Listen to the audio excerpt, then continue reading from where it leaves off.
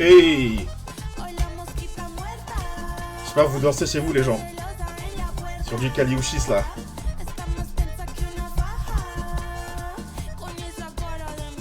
Hey, hey, hey! Voilà, pour se mettre en jambe, là, avant le live.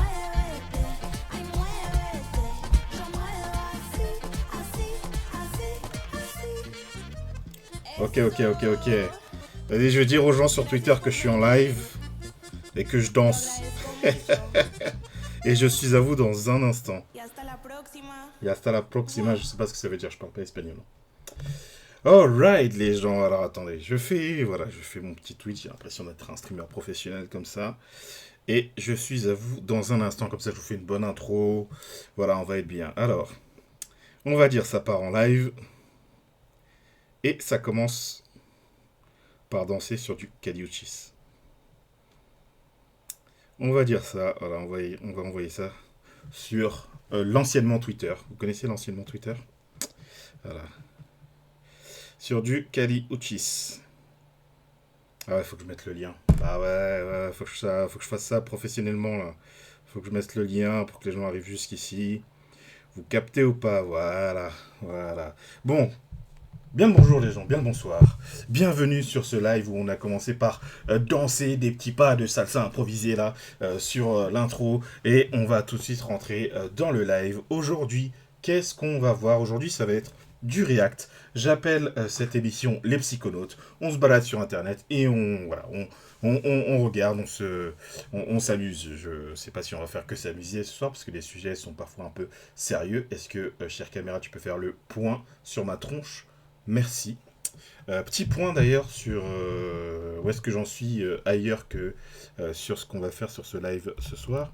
Je vous envoie mes réseaux sociaux, notamment... Ah non, c'est pas ça que je vais envoyer. Je vais envoyer si, pour que vous voyez ma chaîne YouTube, où pour l'instant il n'y a rien, mais je suis en train de monter le vlog de mon voyage en Islande là, que j'ai fait en décembre. Ça commence à prendre forme, c'est cool. Donc, tantôt, ça va arriver, ça va arriver sur YouTube. N'hésitez pas à aller vous abonner à la chaîne YouTube. Ou, c'est ce dont je parle dans la vidéo, c'est jusque-là, c'était une chaîne de vulgarisation de psycho. Là, j'essaie d'élargir un peu. Je produis dessus tout ce qui m'intéresse finalement. Voilà pour ce qui va arriver. Prochainement sur cette chaîne YouTube. Qu'est-ce qui va arriver prochainement aussi? Demain, les gens. Demain. Salut Left, bienvenue. Ouais, ça fait longtemps, effectivement. Depuis, je pense, justement que je suis parti en Islande et tout, que ça a été arrêté. Alors, demain, sur la chaîne de Supplément Cell, voilà, à 19h, on va continuer ce qu'on a commencé la semaine dernière, qui est une émission de télé-réalité coréenne. Autour de l'amour, ça s'appelle Sauf qui pécho, et ça a l'air... ok, un peu de mon temps en ce moment. Tu fais une formation en quoi, si tu veux bien en parler? Mais c'est comme ça, hein. C'est comme ça qu'est faite la vie. Mais du coup, oui, demain, voilà. Nous, on continue les zouzous nostalgiques et on va... voilà, en ce moment, les mardis, on regarde de la télé-réalité, on découvre des trucs. Et c'est plutôt chouette. Ah, ok, électricien, ok. J'ai un pote qui avait commencé il y a quelques années à faire des travaux dans sa maison. Et il s'est passionné pour l'électricité. Et là, il a fait sa formation, du coup. Voilà, je trouve ça assez chaud d'être apte à faire ça. Surtout que lui, il s'est lancé en mode tuto YouTube, paf, il fait l'électricité de sa maison. Déjà, genre. Euh... faut le faire quand même. Et voilà, sa maison fonctionne bien, donc c'est cool. Bah, bon courage pour ta formation. Donc ouais, pour le programme de la semaine, il y a ça demain soir à 19h chez Supplément Cell. Vendredi, ça va être une grosse journée de stream parce que à 9h15, on est chez Supplément Cell. Brico le dimanche, exactement. Est-ce que toi aussi, ça a été ton parcours, genre en mode ah, vas-y, je fais un peu ça. Ah, en fait, c'est cool, machin. Moi, j'y connais rien en électricité, hein. Je connais vraiment rien. Ce qui est fort dommage. Mais du coup, vendredi, Zouzou Nostalgique le matin, on va regarder Wombat City. Je ne connais pas ce dessin animé, je ne connais pas. Chez Supplémentiel. L'après-midi, on est sur la chaîne du collectif Le Réseau où on vous montre des courts-métrages. C'est à 15h. Voilà, les courts-métrages qui nous ont intéressés au festival de courts-métrages de Clermont-Ferrand l'année dernière. D'ailleurs, on y retourne cette année, on vous fera une émission chaque jour et tout. Mais là, pour l'instant, voilà, c'est vendredi, 15h, et on vous montre les courts-métrages. On est très content de pouvoir montrer ça. Un peu, ouais, toujours été bricoleur. Ouais, c'est cool. Moi, un petit peu, mais sans plus. J'aurais aimé être un peu plus bricoleur quand même. Et donc vendredi le soir, on sera toujours sur cette chaîne 21h. Et vendredi soir, ce sera voilà, virilité, masculinité, masculinisme. Voilà, on va regarder un reportage de Combini sur le sujet et on va lire des articles qui ont été écrits par une ancienne prof à moi qui est prof de psychologie sociale et qui a écrit des articles sur ces différents sujets. Je pense que ça va être très intéressant. Voilà. Pour ce qui est de ce soir, ça va être du react sur qu'est-ce qui est sorti récemment. Alors pas que ce qui est sorti récemment. En fait, je sais pas pourquoi cette nouvelle année, je suis dans un mood un peu différent. Là, je vais moins sur YouTube et du coup, je profite des streams pour regarder ce que j'aurais regardé sur YouTube. Donc ce qui est sorti récemment et aussi moins récemment que j'aurais voulu regarder. Voilà, à la base. Donc, on va regarder d'abord le nouveau Rhinocéros. Vous savez, les vidéos que Usul et Lumi font pour Blast. Ensuite, on va regarder la dernière vidéo de Cinéma et Politique qui est sur Nosferatu, le vampire, et qu'elle met visiblement en lien avec la question du traumatisme de guerre. Voilà, qu'est-ce que ça dit de l'Allemagne de l'entre-deux-guerres, voilà, le film Nosferatu. Ensuite, on retournera du côté de chez Blast pour une vidéo qui parle de la situation de Carrefour au Brésil. C'est une vidéo qui date de quelques mois, mais voilà, que je voulais regarder. Au début, je voulais regarder je voulais juste l'écouter plus que la regarder. Et en fait, il y a des passages en portugais brésilien, donc je me suis dit, oula, faut que je me concentre va falloir que je lise les sous-titres et tout. Et je me suis dit, pourquoi pas regarder ça en live? Ça peut être cool.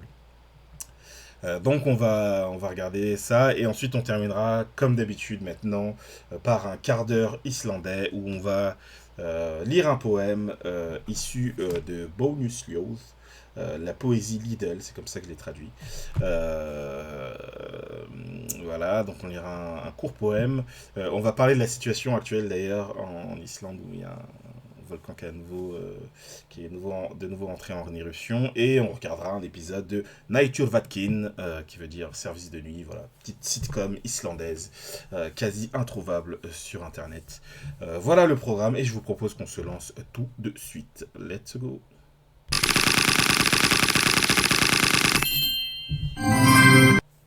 Donc voilà, chaque dimanche, il y a l'émission Rhinocéros où Usul et Lumi essayent d'analyser les médias et surtout la montée de l'extrême droite dans les médias.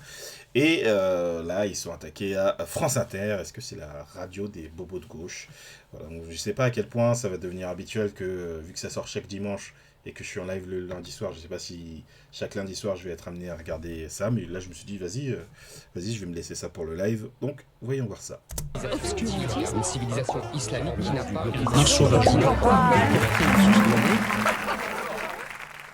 Bonjour, bienvenue dans Rhinocéros. Aujourd'hui, une fois n'est pas coutume, on va vous parler d'un média de gauche, France Inter, la plus grosse station de radio du pays, la plus écoutée. C'est une radio... Alors ouais, France Inter, c'est une radio ultra écoutée. Moi, dans mon univers, France Inter, ça n'existe pas. J'ai découvert avec des amis les gens qui... Voilà, leurs parents écoutent France Inter le matin ou je sais pas quoi, eux-mêmes écoutent France Inter, ça n'existe pas dans mon univers, je sais même pas c'est quel canal France Inter, quoi. Je n'écoute jamais cette radio. Moi je sais que ma mère, à la radio, elle va écouter Africa numéro 1, ça va être plutôt ce genre de truc, quoi. Mais mes parents ont toujours écouté FI. Ouais, non, j'ai découvert qu'il y avait vraiment un univers où les gens écoutent France Inter. Alors je m'en doute, hein, ça fait des grosses audiences, mais c'est vrai que c'est j'ai pas du tout grandi dans cet environnement-là. De gauche. Est-ce que vous vous rendez compte qu'on a l'hégémonie culturelle quasiment là au niveau de la radio? En tout cas, c'est bon, c'est fait. Donc moi, France Inter, j'en entends parler que quand il y a des polémiques, genre Guillaume Meurice, Stéphane Guillon à l'époque. Voilà. C'est là que j'entends parler de France Inter, sinon je connais pas trop. En vrai. Si c'est vrai, c'est très quelques grave. émissions un peu, mais France comme ça. Inter, excusez-moi, c'est une radio de gauche subventionnée par nos impôts avec une ligne éditoriale et humoristique fracassante contre toutes les personnes qui ne pensent pas comme eux. Les Français n'ont pas besoin de médias de gauche qui les détestent. Ils n'ont pas besoin de financer la propagande immigrationniste, woke et décoloniale de France Inter. Sur France Inter, je suis à 0 temps d'antenne depuis avril. Il est plus facile à un riche d'entrer dans le royaume des cieux qu'à un journaliste de droite de se faire embaucher sur France Inter. France Inter, trop à gauche? Eh ben, c'est une vieille question, ça, en fait. Ça revient un peu tous les ans. Et puis, on fait un plateau à quotidien, c'est à vous. Et puis, on pose la question à Léa Salamé. Et elle répond que non, elle est pas trop de gauche. Ah bah tiens, quelle surprise, on tombe tous de notre chaise. Je ne pense pas qu'en tout cas la matinale, pour parler de choses que je connais, on puisse dire que la matinale est de gauche. Je défie quiconque de dire si moi je suis de gauche ou de droite. Si Dominique Seux, il est de gauche ou de droite. Alors bon, franchement, pour Dominique Seux, c'est pas dur. Il a même déclaré dans Alternative économique, oui, je crois à l'économie de marché, au libre-échange et à la nécessaire réduction des dépenses publiques. Voilà, ça va dans la boîte de droite, hein, plutôt, ça. Quant à Léa Salamé ou Nicolas Demont... Je sais pas si t'es au courant, Skull Kid, mais... je sais pas si ce que t'avais lors du tournage, mais il y a une épidémie là dans notre entourage. Je sais pas si t'étais pas malade finalement.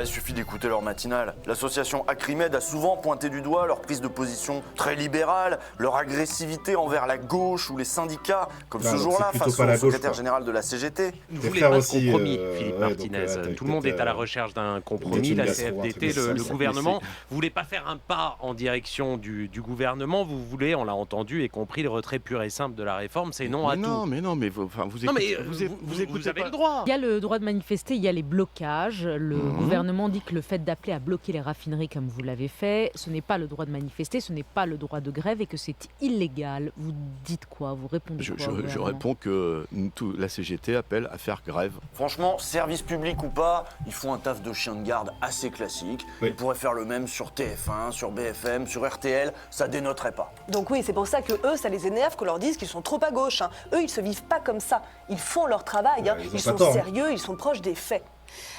Si je devais être du bon côté de l'information, je dirais que de plus en plus, il y a un journalisme d'opinion que moi je regarde, donc je n'ai pas de critique à faire. On le voit sur CNews notamment. Ce que fait Pascal Praud, c'est du journalisme d'opinion, où il met des personnes autour de la table, mais c'est de l'opinion. Il le fait très bien d'ailleurs, mais avec son style à lui, mais c'est de l'opinion. Moi, j'ai envie de vous dire que si on doit être d'un côté, c'est celui du journalisme, du terrain, des faits. Oui, après, c'est sûr, si tu compares à Pascal... C'est-à-dire, terrain, elle va pas sur le terrain, Léa Salamé, de quoi? Tout le monde a l'air plus objectif, c'est pas compliqué. Bon, vous l'avez compris, ceux qui vont dire que France Inter est trop à gauche, ça va justement être des gens comme Pascal Praud, donc plutôt des personnes d'extrême droite. Oui. Chaud. Par contre, ça marche. À la direction de Radio France, ça les emmerde vraiment que des grands intellectuels comme Nadine Morano ou Cyril Hanouna les traitent de gauchistes. Alors, la nouvelle directrice de France Inter, Adèle Van Redde, s'est mise au travail pour poursuivre ce qu'avait commencé Laurence Bloch. Rendre la radio moins de gauche. Ils avaient le monopole. Et tout d'un coup, on leur conteste ce monopole. C'est assez cohérent que de dire, non, qu'est-ce qui se passe? J'ai la faiblesse de penser que c'est parce que quand même, depuis un certain temps, on raille un petit peu ce que j'appelle la radio active de service public, que peut-être Madame Laurence Bloch a décidé... Ah oui, mais alors ça se passe très mal. Hein. Vous croyez...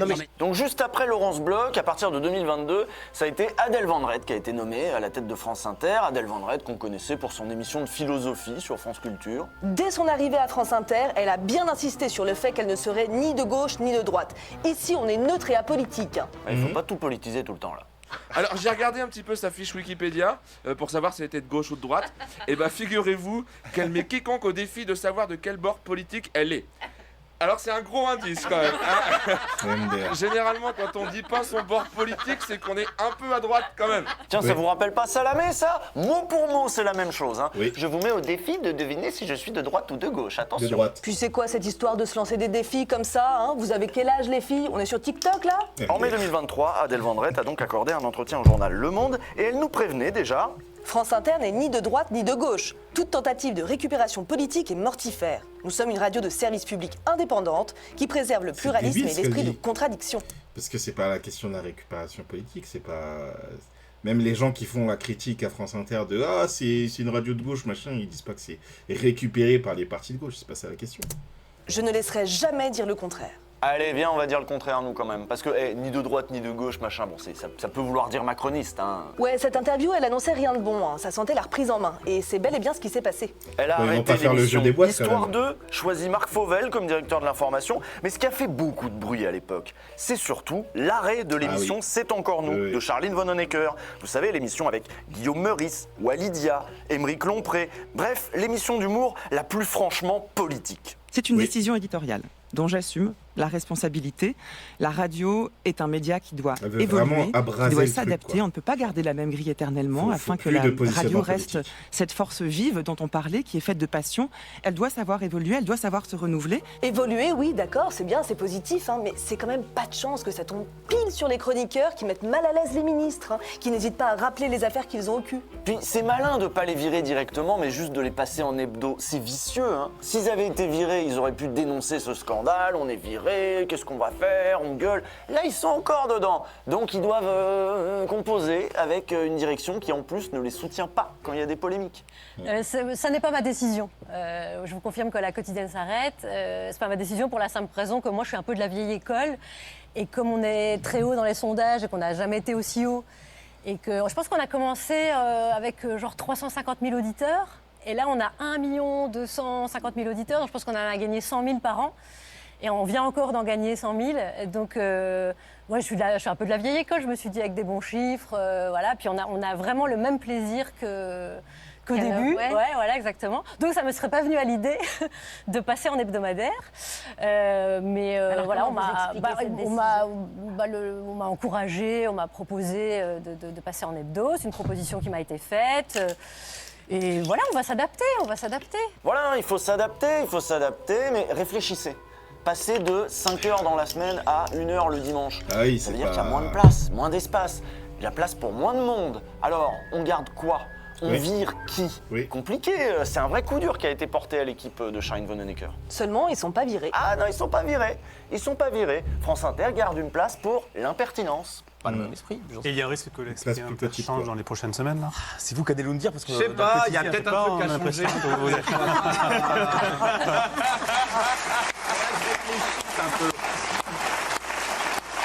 Je sais pas. Bah oui, c'est ça la grande question, hein, globalement. Est-ce que le service public serait pas un petit peu favorable au pouvoir, à Macron, globalement ? Bonne question. La question se pose. Et elle a été posée à Salamé sur Quotidien. Ils appellent quand ils sont pas contents, l'Élysée ? Nous, non. Enfin, moi, non. En tout cas, jamais. Oh, elle sourit, Léa. Non. Après, voilà, la question de l'intervention directe n'est pas forcément la bonne. Elle se pose, mais elle se balaie aussi assez rapidement. La bonne question, c'est plutôt, c'est qui ces gens-là Laurence Bloch, Sybille Veil, qui les a mis là pour qu'elles fassent leur grande réforme de l'audiovisuel, là ? C'est quoi ? C'est qui ces gens ? C'est qui Adèle Van Rett ? C'est quel milieu tout ça ? On peut commencer par rappeler qu'elle est très proche de la sphère Printemps républicain. Elle est la compagne de Raphaël Enthoven. Ouf, oh, putain.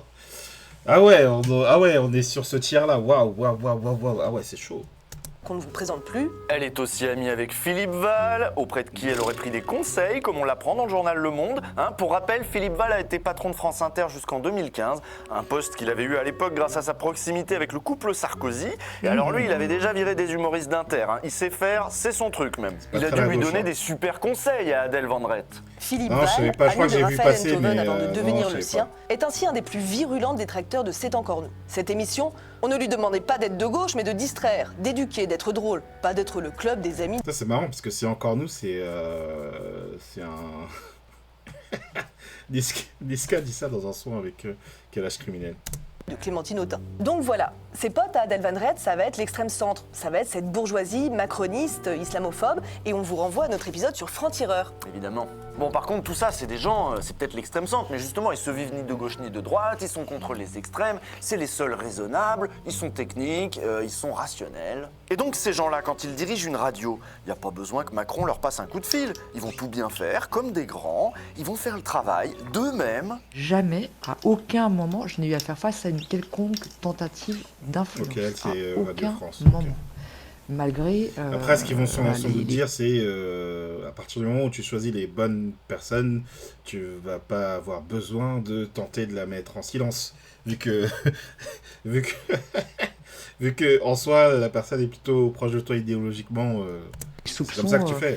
Qui peuvent parfois être rappelés. Tous les médias, dont certaines des remarques que vous évoquez, auxquelles elles peuvent Par exemple, Bolloré n'a pas besoin de rappeler Hanouna au silence. Hanouna, spontanément, ne va pas cracher dans la soupe et va insulter Louis Boyard si jamais il critique Bolloré. Donc, écho.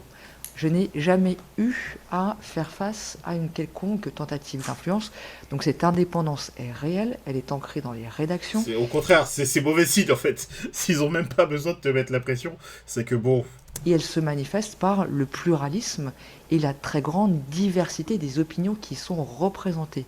Elle, c'est la patronne de tout Radio France. Ok, alors, Sybille. c'est qui Sybille Veil, socialement et politiquement? D'abord, elle était dans la promo d'Emmanuel Macron à l'ENA, avec qui il lui arrivait parfois de faire des karaokés, selon Capital. Et en 2007, elle s'est engagée aux côtés de Nicolas Sarkozy. Oui, alors attends, on va revenir sur cette histoire de karaoké avec Macron quand même. À ton avis, qu'est-ce qu'il chantait? Alors ici, il y a écrit, c'était Jodassin ou Dalida. Okay. Dalida, ah ouais. Il aime bien chanter, Macron. Macron, il chante un peu trop même. Il chante avec n'importe qui, c'est un problème. Michel Sardou, j'aurais cru.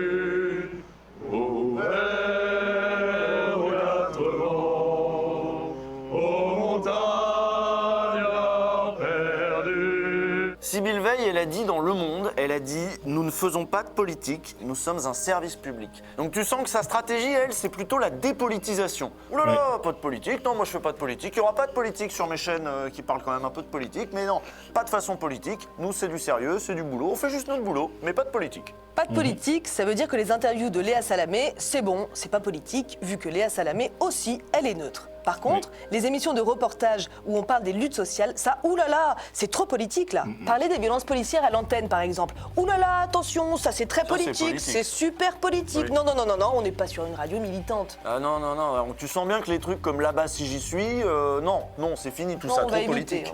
Oui, justement, Là-bas si j'y suis, vous vous souvenez, ça a dégagé il y a longtemps tout ça, parce que justement, c'était peut-être trop politique. Trop politique. Une productrice, Kathleen Evin, avait par exemple été poussée vers la sortie par Laurence Bloch après 33 ans de radio, suite à la diffusion d'une de ses émissions, L'Humeur Vagabonde, qui avait eu l'audace d'aborder les violences policières à l'époque du mouvement des Gilets jaunes. Et ça, donc, c'était avant Adèle Vendrette, ça c'était en 2021. On pouvait alors lire dans Le Monde des témoignages de journalistes qui sentaient bien le vent tourner. Les chefs ont tellement peur qu'on soit catalogué gauchiste ou islamo-gauchiste que, à force, on est devenu autre chose. Laisse tomber un journaliste. On sent que dans nos reportages et nos journaux, il faut positiver et ne pas trop parler des choses qui fâchent. Une autre rapporte. Il y a une attention portée au fait de bien relayer l'action gouvernementale.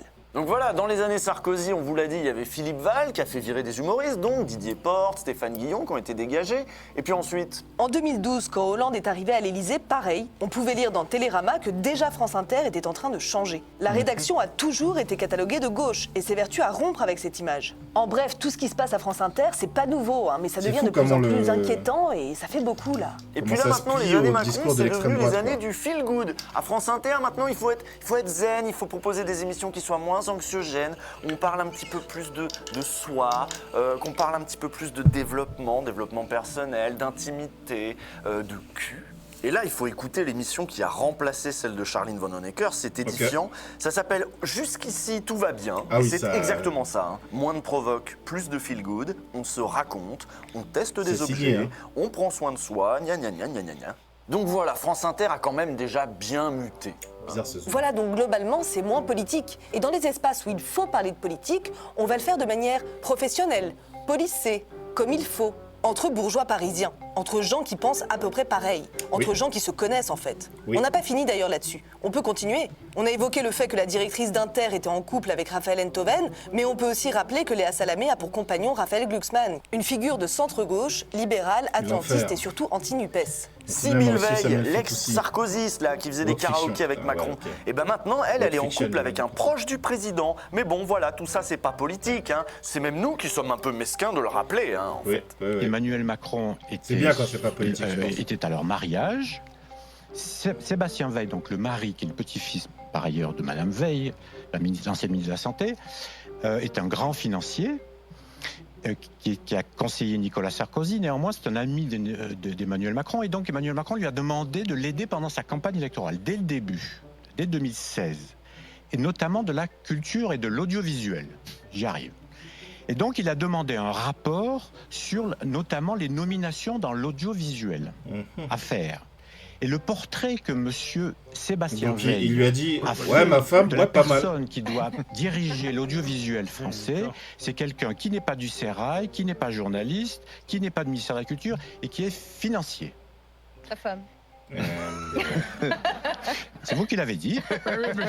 Alors, on dira qu'il y a le CSA, donc l'autorité chargée, mais le CSA, François Hollande a reconnu lui-même que pour la précédente nomination, il était intervenu et qu'il avait obtenu gain de cause. Bah oui, alors, je ne dis pas que c'est le cas, je dis que je pose la question. Ah oui, on pose la question, oui. Donc oui, effectivement, les journalistes, ils vont pas recevoir directement des ordres de Macron. Par contre, ils vont recevoir des ordres de la direction. Et la direction, c'est que des potes à Macron. Donc du coup, ces gens-là, ils pensent toujours un peu les mêmes trucs. On n'aime pas les extrêmes, il faut faire les réformes, c'est l'ordre néolibéral, tout ça, machin. C'est pas une radio de gauche, France Inter. C'est une radio de bourgeois. Il y a un excellent article de 2020 publié dans Le Monde diplomatique et écrit par le journaliste David Garcia qu'on vous recommande car il explique très bien l'évolution de France Inter. On va pas mal s'appuyer sur son enquête pour conclure parce que vous allez voir, elle est très intéressante. Elle est intéressante parce qu'il étudie un peu le rapport entre France Inter et les classes populaires. Est-ce qu'on en entend à l'antenne? Est-ce que les classes populaires écoutent France Inter? Je me demande où est-ce qu'il trouve le temps de lire tous ces trucs en une semaine, quoi. Question? Oui, par exemple, le prolo le matin. Des trucs chaque semaine. Je sais pas comment ils procèdent. Un jour, ils feront une FAQ, ils répondront à ça, je pense. Il va se lever, il allume sa radio et puis il va tomber sur Augustin Trapenard.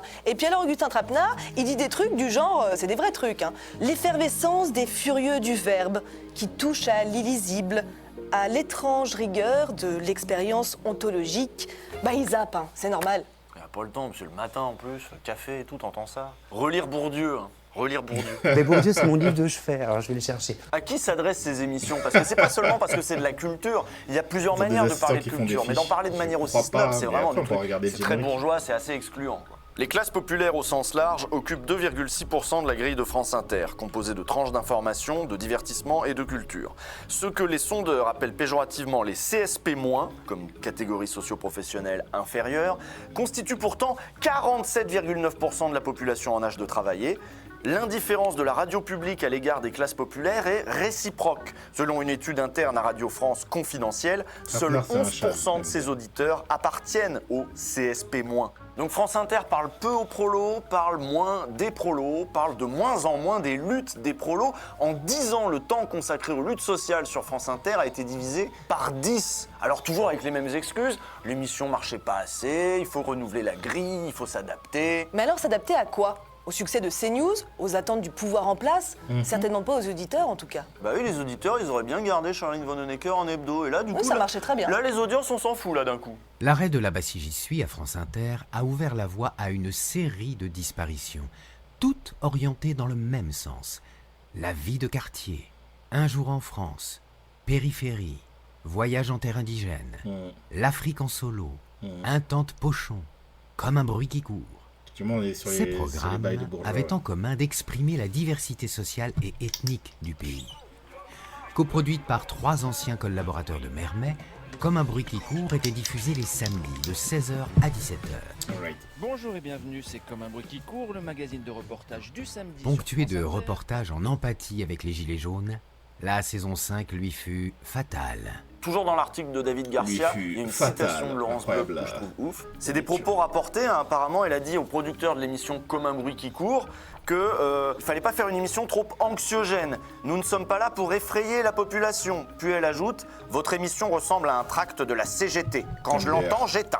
Oh non, il faudrait surtout pas effrayer ses amis à Laurence Bloch. Il faut pas trop donner la parole à des manifestants, des syndicalistes, des gilets jaunes. En fait, il faudrait peut-être faire moins de reportages, peut-être plus du tout de reportages. Bah oui, le reportage, en plus ça coûte cher. Le reportage, vaut mieux mettre des gens dans les studios de Radio France qui parlent entre eux, des gens sérieux. Voilà, qui ça parlent c'est bien. Oui, ça c'est bien. C'est pas parce que tu interroges des gens dans la rue, ils vont dire « Oh Macron, je l'emmerde ». Trop politique.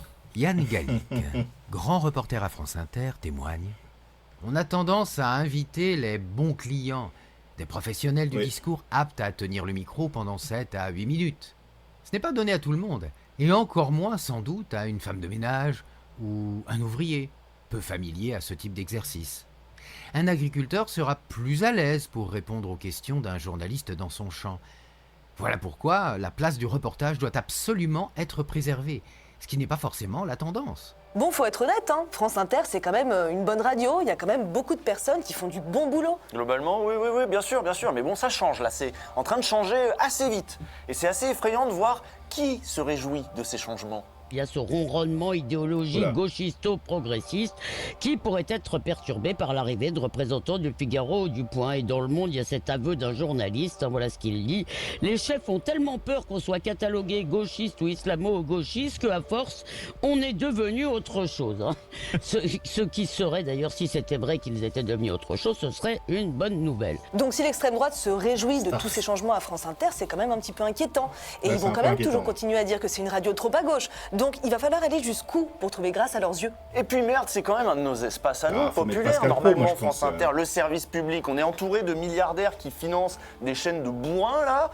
Et nous, on a notre espace, bah non, il est squatté par les bobos. Ça ressemble quand même vachement à Quotidien, ça ressemble quand même vachement à C'est à vous. C'est cette ambiance-là, là, très j'aime bien tout le mépris qu'il y met, macroniste, printemps républicain et tout. C'est bon, on en a plein des espaces comme ça. France Inter pourrait être autre chose. Donc c'est pour ça qu'il faut défendre France Inter, surtout contre sa direction, et force à celles et ceux qui luttent à l'intérieur des rédactions et qui essayent de faire du bon boulot.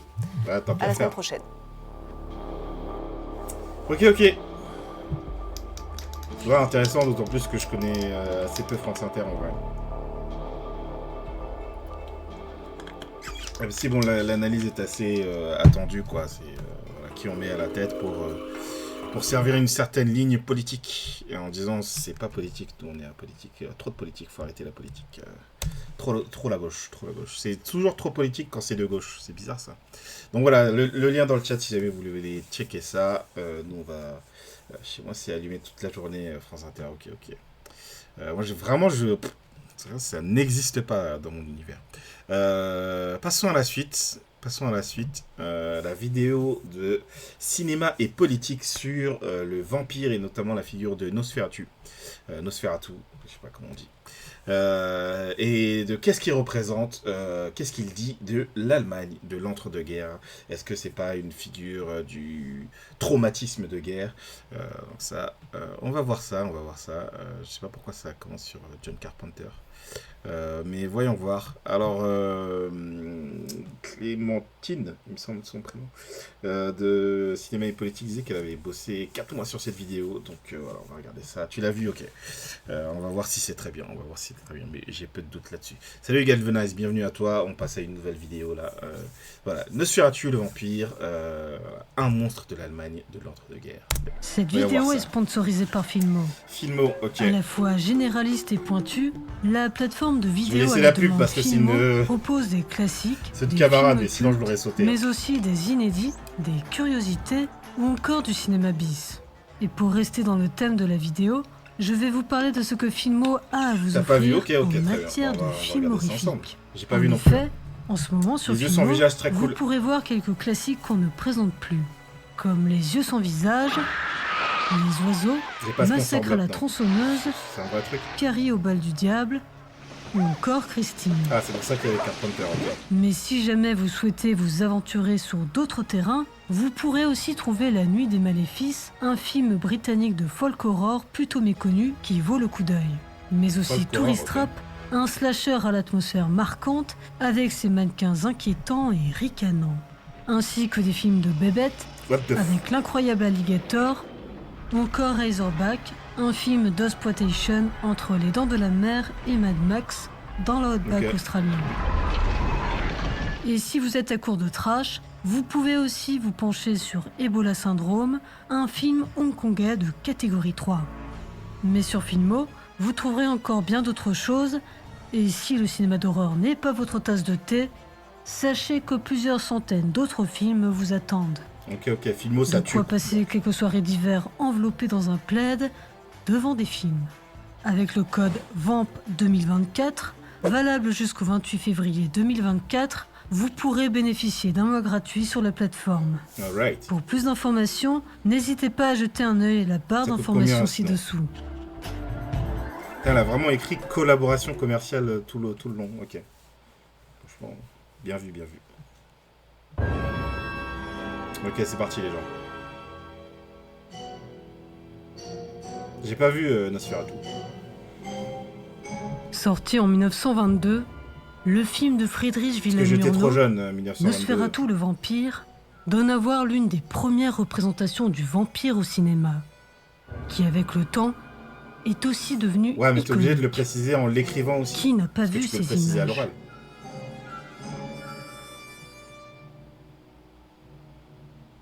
Je pense que c'est sa volonté. Si Nosferatu le vampire est adapté de Dracula, son vampire n'est pour autant pas celui de Bram Stoker. Ok. Au fil de son histoire, la figure du vampire a connu de nombreuses déclinaisons. Même lorsqu'il est tué, le vampire finit toujours par ressurgir, à chaque fois sous des habits légèrement différents, en tant qu'incarnation d'un certain moment culturel, tout du long. Ah ouais, pour reprendre les mots de Jeffrey Jerome Cohen dans sa théorie du monstre. Quelle est alors la signification, ou plutôt les significations du vampire de Murnau, produit au cœur de l'Allemagne de l'entre-deux-guerres, celle de la République de Weimar? Ok, intéressant.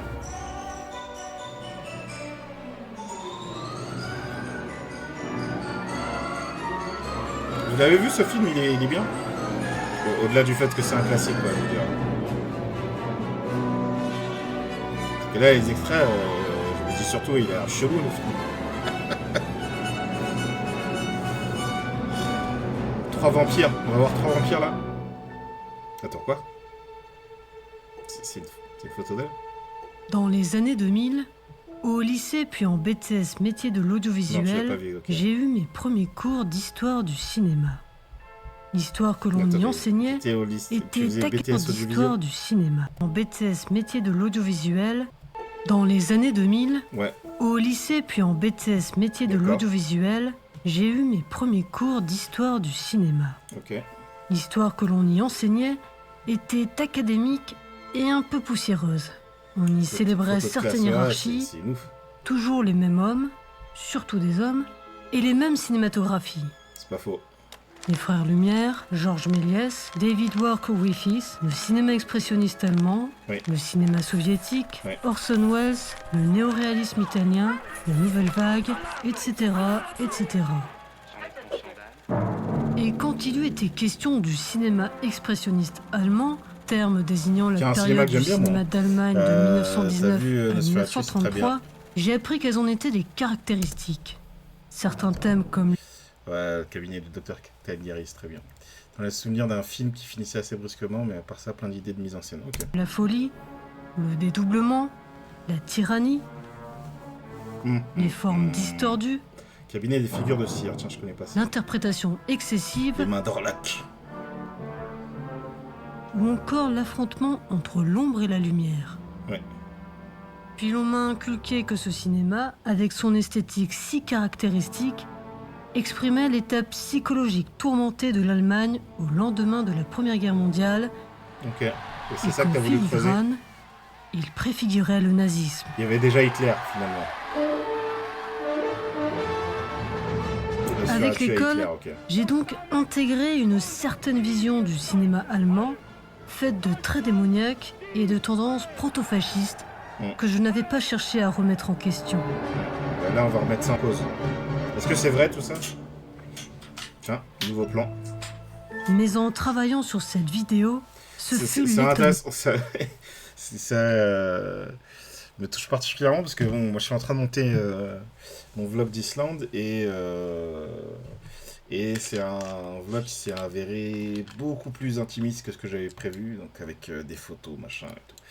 Et ça fait un peu ça, sa vidéo, ça fait assez intimiste quand on la voit en train de monter son set et tout. Comme à chaque fois que j'effectue mes recherches. L'étonnement, c'est l'un des plaisirs que j'ai en faisant ces vidéos. Étonnement à lire des textes qui interrogent les évidences, à découvrir une histoire du cinéma plus alternative et à voir ainsi mes horizons s'élargir. Salut Scalpied, à demain.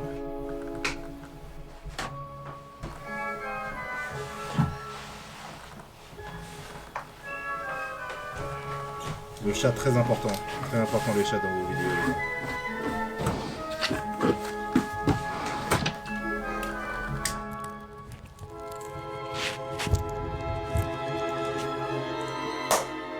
Je me suis donc rendu compte, peut-être avec naïveté, que la vision du cinéma allemand que l'on m'avait enseignée était erronée. Dans Weimar Cinema and After, Germany's Historical Imaginary, Thomas Elsässer explique que cette vision répandue du cinéma allemand découle de deux récits, de deux imaginaires historiques qui ont été produits par deux ouvrages. De Caligari à Hitler, une histoire psychologique du cinéma allemand de Siegfried Kracauer, et L'écran démoniaque, des influences de Max Reinhardt et de l'expressionnisme de Lotte Eisner. Pendant plusieurs décennies, ces deux ouvrages ont dominé l'historiographie du cinéma de Weimar. Paru en 1947, De Caligari à Hitler explore la relation entre les films de Weimar, les bouleversements sociaux et le nazisme. Pour Siegfried Kracauer, derrière l'histoire économique, sociale et politique se cache une histoire secrète. Celle des dispositions intérieures du peuple allemand. Est-ce qu'on n'a pas capté l'âme du peuple allemand collectif, qui finalement parce qu'il s'adresse aux masses, le cinéma en tant que médium reflèterait la mentalité d'une nation. C'est une vision pas très marxiste des choses, dans le sens où c'est comme si c'était, comment dire, comme si c'était, ils étaient destinés à sombrer dans le nazisme, alors que bon, tout est possible, tout est ouvert. En examinant la production cinématographique allemande de la période, Siegfried Kracauer cherche donc à décoder ses dispositions psychologiques. Allez. Entre 1919 et 1924, il voit notamment la figure du tyran s'imposer progressivement dans la cinématographie allemande. Le docteur Caligari, le comte Orlok, le docteur Mabuse ou encore le tsar Ivan le Terrible. Cette procession de tyrans serait le signe d'une prédisposition à l'autorité, voire la matérialisation prémonitoire d'une longue lignée de tyrans, pour reprendre les mots de Thomas Elsässer. Ah, je le reconnais, la moustache là, ouais. Alors, de Caligari à Hitler, vraiment ? Dès sa sortie, l'ouvrage suscite de nombreuses critiques qui, au fil des décennies, ne se sont pas éteintes. Mais le principal reproche adressé se situe dans la manière dont Siegfried Kracauer envisage l'histoire. De manière téléologique, c'est-à-dire à partir de son point final catastrophique. Kracauer fait ainsi du cinéma allemand de la période un supertexte cohérent, comme si celui-ci était absorbé, écrit Elsässer, dans le trou noir qu'a été le nazisme, ce qui l'amène à affaiblir les contradictions de la période. Ouais. L'imaginaire historique développé par Siegfried Kracauer est complété quelques années plus tard par celui de Lotte Eisner. Paru en 1952, L'écran démoniaque explore la relation entre le romantisme, les films expressionnistes et le nazisme. Mais l'ouvrage est également critiqué. La vision du cinéma allemand qu'il promeut est aussi unique que celle de Kracauer. L'écran démoniaque est en effet à l'origine d'une confusion entre cinéma de Weimar et expressionnisme qui a imposé l'idée que tout le cinéma allemand de la période était expressionniste, si bien que Murnau, le réalisateur de Nosferatu le vampire, est parfois considéré comme un maître de l'expressionnisme. Et pourtant, Éric Rohmer avait une formulation plutôt appropriée lorsqu'il disait que Murnau est le moins expressionniste des cinéastes allemands. S'il fallait situer Nosferatu le vampire, esthétiquement, il s'agit d'un film qui reprend certes quelques éléments de l'expressionnisme, mais dont les influences visuelles sont plutôt à chercher dans la peinture romantique, notamment du côté de Caspar David Friedrich. Sacré Caspar, quoi.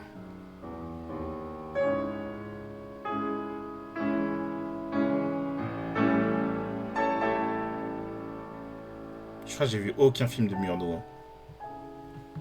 En se focalisant ainsi sur l'expressionnisme, l'auteur Eisner a éclipsé toute une diversité d'influences stylistiques dans le cinéma de Weimar. Mais il faut historiciser ces deux ouvrages. Écrits par deux exilés juifs, la vidéo. Il chercha à expliquer l'inexplicable afin d'éviter un nouvel Hitler. Comme l'indique Alain Kleinberger, c'est une histoire parallèle qui se déploie alors. Celle d'une génération de survivants, intellectuels et artistes juifs qui parfois, miraculeusement, ont pu échapper à la destruction et ont sans doute, au-delà du trauma, conservé le remords d'y avoir échappé quand tant d'autres... Une histoire d'hommes désappointés. Allez. Donc le traumatisme de guerre. Die Toten des Regiments, wer glaubt denn je blieben im Grab? Ich glaube, es ging der große Befehl, auch in ihre Tiefen hinab. Die Toten des Regiments, mein Vater und einer und der, beim Klopfen der Trommel trat auch an. Das tote Heer. Let's go. Et s'il fallait tourner son regard un peu plus en arrière et voir Nosferatu le vampire davantage à la lumière des traumatismes de la Première Guerre mondiale. À partir de la fin des années 70, la restauration de films allemands fait connaître au cinéma de Weimar une nouvelle visibilité. C'est le point de départ d'une revisite du cinéma de Weimar. Un livre en particulier va contribuer à renouveler l'historiographie du cinéma de la période. Shell Shock Cinema, Weimar Culture and the Wounds of War. Dans cet ouvrage paru en 2009, Anton Kay se propose d'inverser la perspective de Krakauer et d'offrir un contre-récit par l'étude de certains classiques de la période en relation avec le traumatisme de la Première Guerre mondiale. Car pour lui, l'expérience du traumatisme est devenue l'inconscient historique de Weimar.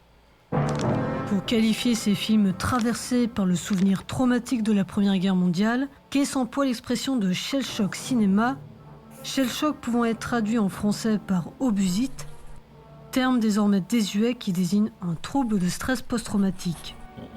Car en effet, dans leurs récits et dans leurs images, ces films reproduisent le traumatisme de la Première Guerre mondiale, mais de manière implicite.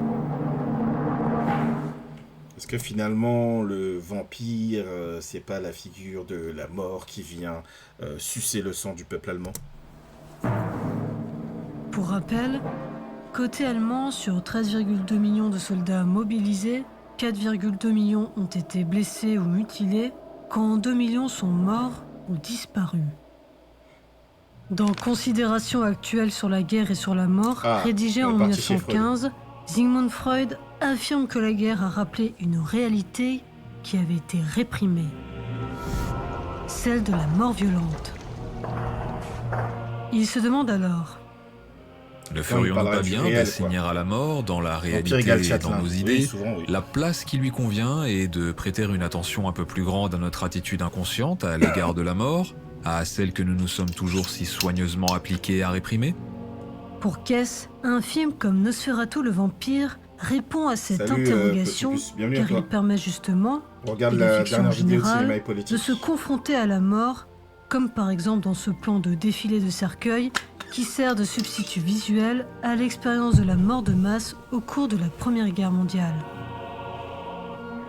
Une approche pertinente, puisque Friedrich Wilhelm Murnau a lui-même été mobilisé pendant la guerre et qu'il a été en outre particulièrement affecté par le décès de son amant sur le front de l'Est, le poète. Mais là, on rentre dans le truc sérieux. Pour l'instant, c'est de l'introduction. Au lendemain de l'expérience traumatisante de la Première Guerre mondiale, le cinéma devient donc... Pour te résumer et expliquer que voilà, on nous présente le cinéma, voilà, l'histoire du cinéma d'une manière très standardisée, et notamment le cinéma expressionniste allemand, avec l'idée que finalement ça préfigure déjà Hitler, on peut déjà deviner que Hitler va arriver. Il y avait sa photo de classe, effectivement. Et là, on rentre dans l'autre partie où elle commence à dire, bah non, il y a un bouquin qui est sorti en 2009 qui remet en cause cette théorie-là, qui vient de bouquins des années 40-50. Et là, c'est là qu'on en est. Donc c'est la partie un peu plus intéressante. Anton Kess, un espace de revisite du traumatisme. Car en tant que technologie, il permet de réanimer les morts sous forme d'images animées. Donc l'idée que finalement, le cinéma expressionniste allemand, Uther quitte sa fiancée pour marqué par le traumatisme de la Première Guerre mondiale. Vivre une expérience à l'Est, au cours de laquelle il affronte la mort. Implicitement, le film rejoue la destinée de millions d'Allemands partis au combat, parfois avec enthousiasme, mais qui en sont revenus traumatisés. La confrontation avec la mort prend ici la forme d'une rencontre avec un vampire. Celui-ci se manifeste notamment sous forme d'ombre ou de rêves semblables à des fantômes, qui donnent au film cet effet d'inquiétante étrangeté. Ouais, il n'est pas très bien fait. De cette manière, Nosferatu le vampire retranscrit l'expérience liminale des soldats dans les tranchées qui, entre la vie et la mort, pouvaient être pris d'hallucinations. Cet état les rendait particulièrement sensibles à la superstition et à l'occulte. Dans le film, le vampire est en effet interprété comme une figure spectrale au travers du langage cinématographique. C'est l'idée que développe Stacy Abbott dans son ouvrage Celluloid Vampires, Life After Death in the Modern World. C'est que c'est aussi un certain rapport à la mort, quoi. Dans les sociétés occidentales où effectivement c'est quelque chose de très réprimé et très dénié, mais ce qui est pas une réalité immuable, quoi. Nosferatu le vampire s'inscrit dans le prolongement de technologies antérieures, à l'instar de la lanterne magique ou de la photographie, qui ont soutenu les pratiques de communication avec les morts. Et dans le contexte post-Première Guerre mondiale, qui voit en Allemagne une émergence d'un large mouvement spirit et occultiste, le film de Murnau semble lui aussi permettre d'entrer en contact avec les morts de la guerre. Pour faire apparaître le monde caché des spectres, Friedrich Wilhelm Murnau use d'effets cinématographiques particuliers, comme par exemple au cours de la scène où Uther se rend en calèche au château du comte Orlok. Impression négative, accélération permettent de figurer le franchissement dans le monde des fantômes. Comme l'écrit Anton Kess, le vampire a besoin du langage cinématographique dans la mesure où son altérité ne peut être figurée qu'en termes visuels par le biais de la technologie cinématographique. D'ailleurs, en inversant les tonalités de l'image, l'on constate que la calèche a été peinte en blanche pour qu'elle apparaisse noire. D'accord.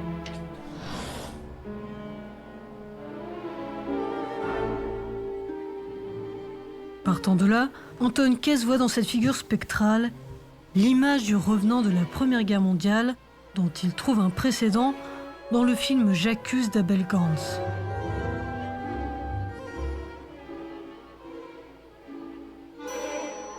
J'aime pas ce film, mais j'aime bien l'image. Je trouve que c'est joli.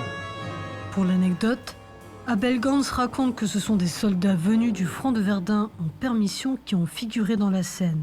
8 jours après le tournage, ces soldats y sont retournés et 80% y sont morts ou disparus. Oh, chaud.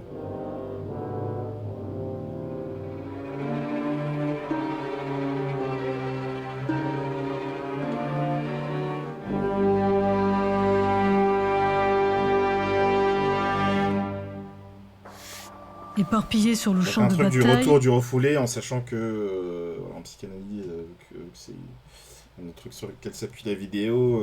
Voilà, le traumatisme, c'est vraiment, il y a une compulsion de répétition, quoi. On revit l'événement, il y a quelque chose qui n'est pas intégré par le psychisme. Voilà, il y a quelque chose qui ne fait pas sens, quoi, et ça revient. Les soldats n'étaient pas toujours bien enterrés, ni pleurés.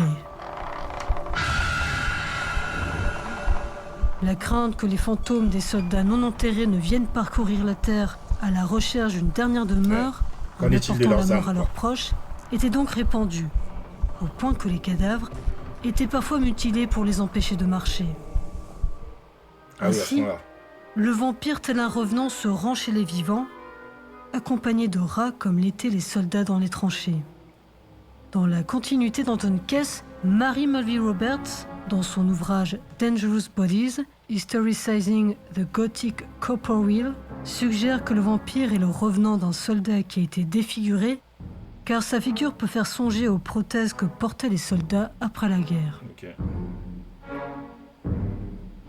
Puis le vampire contamine et tue. Mais sa destruction élimine la menace que constitueraient les soldats non enterrés et permet d'exorciser les morts dont on a pu faire le deuil. Ouais, il y a une espèce d'exorcisme. Si Anton Kess a proposé une lecture originale et stimulante de Nosferatu le vampire, il n'écarte pas pour autant une autre hypothèse quant à la signification du vampire, qui a fait l'objet de nombreuses recherches. Alors, autre hypothèse, ok. Figure de l'autre. Au lendemain de la Première Guerre mondiale, le traumatisme de la défaite est reporté sur des soi-disant ennemis intérieurs. C'est la Dolchstoßlegende. En français, la légende du coup de poignard dans le dos. Ah, vaut mieux un récit qui vise alors à disculper l'armée allemande de la défaite pour la faire porter à d'autres.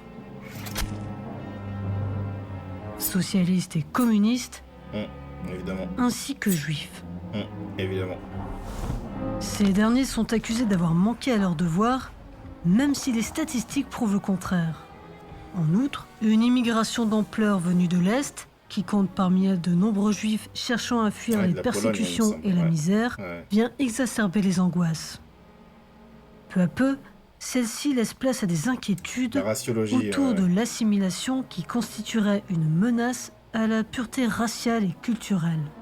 Bref, le problème juif revient sur la table et l'antisémitisme connaît une forte résurgence, comme l'atteste entre autres la création et la croissance d'organisations antisémites, l'assassinat du ministre juif des Affaires étrangères Walter Rathenau par le groupe d'extrême droite Consul, ou encore la parution d'ouvrages antisémites. Ouais, dans ce moment culturel, le vampire du film de Murnau. Les vampires, c'est le fossoyeur des soldats, donc un genre de Valkyrie. Moi, je l'ai pas pris comme un fossoyeur, je l'ai entendu là comme une métaphore de la mort et de la mort violente, quoi. Les gens type Asperger, Alzheimer, voilà, c'est des psychiatres qui sont pris dans les théories racialistes comme ça. Peut donc être lu comme un autre implicitement racialisé. Dans un article, Molly Arabine liste à partir de nombreuses sources. Je me demandais si elle allait parler de la question antisémite par rapport à Nosferatu, pardon. Je me suis rendu compte en regardant que je dis Nosferatu parce que je suis en train d'apprendre l'islandais et qu'en islandais le U comme ça se dit U. Comme en français, mais je pense qu'il y a à cause de ça. Ouais. Du coup, on y est. Pour autant, il ne s'agit pas pour elle d'affirmer que Friedrich Wilhelm Murnau ou le reste de l'équipe était antisémite, ni même que Nosferatu le vampire est lié, écrit-elle, aux atrocités commises durant l'Holocauste. Mais que ces tropes sont le produit d'un inconscient qui est celui de la société de Weimar, et qu'en retour, le film a pu renforcer des associations entre monstruosité et judéité. Élaboré par Patrick Kolmogan, ce schéma montre comment certains éléments du film, lorsqu'ils sont connectés, activent un réseau lexical qui peut être celui du discours et de l'imagerie antisémite. Mais dans un autre article, Kata Gelen propose une analyse plus fouillée. Elle explique qu'à la veille et pendant la période de Weimar, des discours se sont formés autour de la figure de l'agent immobilier, qui jouit alors d'une mauvaise réputation, de l'immigration de l'Est et des principes de la vie sanitaire. Ces mêmes discours structurent Nosferatu le vampire, car celui-ci pose la question de qui vit, où et comment. En effet, le vampire vient de l'Est, suit un parcours migratoire et cherche à s'établir en Allemagne dans une résidence mise sur le marché par un agent immobilier, Nock. Le film décrit ainsi un système circulatoire. Circulation des résidences, des individus, des animaux, de l'air, de la maladie, dans lequel Nosferatu et son complice, l'agent immobilier Nock, sont des agents de circulation. Alors où est-ce qu'on va avec ça ? Cette capacité à mettre en circulation peut être mise en relation avec la racialisation implicite de Nosferatu et de Nock, lui aussi connoté comme étranger. Entre les lignes, ces personnages peuvent rappeler la figure du juif errant cosmopolite, à la maison partout, mais sans patrie. Et le film transcode esthétiquement ces angoisses autour de la circulation. Dans plusieurs plans, Nosferatu et Nock... C'est impressionnant comment ces représentations antisémites survivent dans le temps. C'est encore actuel. Sont encadrés, puis parviennent à s'échapper de ces cadres comme s'ils ne pouvaient être contenus. Mais cet autre construit par Nosferatu le vampire est peut-être plus ambivalent qu'il n'en a l'air. Dans un autre article, Cathy Esgelbin complexifie l'analyse raciale. Selon elle, les monstres du cinéma de Weimar transcodent la profonde perturbation et l'ambivalence de la culture et de la société allemande pendant ce bref intermède de l'entre-deux-guerres. Certes, l'antisémitisme ressurgit, l'extrême droite se fait de plus en plus menaçante, mais en même temps, les Juifs se sentent faire partie intégrante de la société allemande comme jamais, et les mouvements pour les droits des femmes et des homosexuels font d'importantes percées. Entre la fin du 19e et le début du 20e, émerge le discours de la sexologie, auquel des Juifs apportent leur contribution. Des pionniers tels que Sigmund Freud, mais surtout Magnus Hirschfeld, lui-même homosexuel, fondateur du premier institut de sexologie et militant pour les droits des LGBT, y amènent des conceptions plus libérales de la sexualité. Peu à peu, dans l'imaginaire collectif, ces conceptions se confondent avec les Juifs eux-mêmes. Après la Première Guerre mondiale, les attitudes à l'égard de la sexualité évoluent et la période voit apparaître sur les écrans de cinéma des films sexuellement explicites. Certains traitent sans détour d'homosexualité, comme le film de Richard Oswald, Différent des autres. Dénonçant les conséquences mortifères du paragraphe 175 du Code pénal allemand qui criminalise alors l'homosexualité, Différent des autres est vu à sa sortie comme un film juif. D'une part parce que l'équipe est en partie composée de juifs, Magnus Hirschfeld y joue d'ailleurs le rôle d'un sexologue, et d'autre part parce qu'il présente une conception libérale de l'homosexualité. En réponse à la controverse suscitée par le film, de nouvelles lois sur la censure sont introduites et Différent des autres est interdit. C'est alors qu'arrivent les monstres sur les écrans de Weimar, comme pour s'adapter au renouveau de la censure. C'est intéressant, c'est intéressant ça. En effet, si Nosferatu peut être vu comme un autre racialisé, il peut également être perçu comme queer. Depuis les années 70, des cinéastes, critiques et chercheurs le lisent ainsi, comme Stan Brakhage, Robin Wood, Richard Dyer ou Harry M. Benchoff entre autres. Une lecture qui se fait en rapport avec l'homosexualité de Murnau. Mais Gelbin va plus loin et mêle à la queerness les implications raciales du monstre. Pour elle, signifiant juif et queer se croisent pour signaler l'autre. Car si le juif est autre dans l'imaginaire collectif, c'est aussi parce qu'il est le site d'une transgression des normes de genre et de sexualité. Cathy Esgelbin revient notamment sur la scène du pouce qui a, selon elle, des connotations phalliques. Celle-ci peut évoquer à la fois la fellation, l'éjaculation ou encore la circoncision.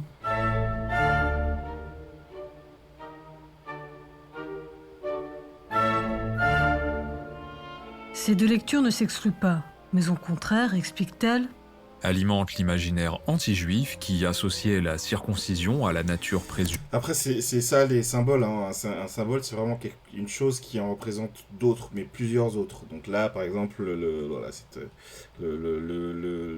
pouce qui est coupé et le vampire qui va sucer le sang, voilà, ça peut être à la fois la circoncision, à la fois la fellation... Voilà, donc à la fois la judéité et l'homosexualité. Mais castré et efféminé du juif, une image qui avait ses propres implications homosexuelles.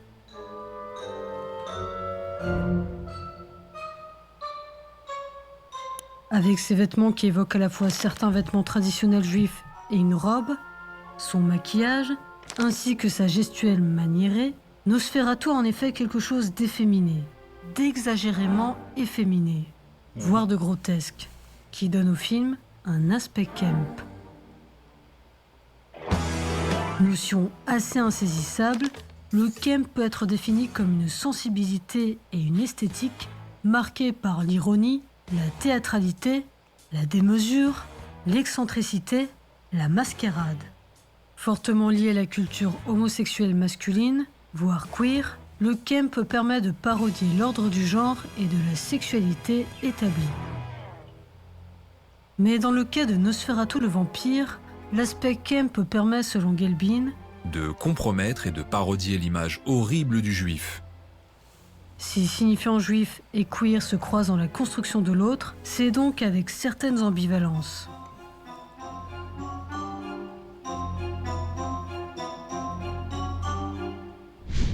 Appréhender ce film et le vampire qui l'a fabriqué permet de saisir en filigrane les évolutions historiographiques du cinéma de Weimar. Salut à toi, de la vision unifiée de l'histoire, celle de Krakauer et d'Eisner, l'on est passé à une autre plus fragmentaire et contradictoire, bien éloignée de celle que j'ai apprise à l'école. Si le cinéma de Weimar a pu résonner avec certaines angoisses, celui-ci est néanmoins loin d'être réductible aux tendances proto-fascistes et aux traits démoniaques décrits par Krakauer et Eisner.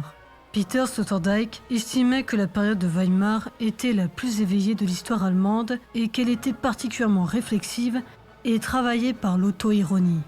D'où le désir pour certains universitaires de réhabiliter son cinéma dans toute sa diversité, mais aussi à mettre en exergue les ambivalences qui le traversent, comme dans le cas de Nosferatu le vampire. Quand le 4 mars 1922, Nosferatu le vampire est projeté pour la première fois, un bal costumé s'ensuit. Comme l'explique Anton Kess, la morbidité du film et la fièvre frénétique de la danse sont des réactions aux multiples réalités qui coexistent dans l'Allemagne d'après-guerre. S'abandonner aux effets hypnotiques d'un film d'horreur n'est pas si différent que de se perdre dans les divertissements de masse. Le cinéma traite de la mort et des traumatismes, mais il n'est aussi qu'un film faisant partie d'une culture de loisirs trépidante qui tente d'oublier la guerre.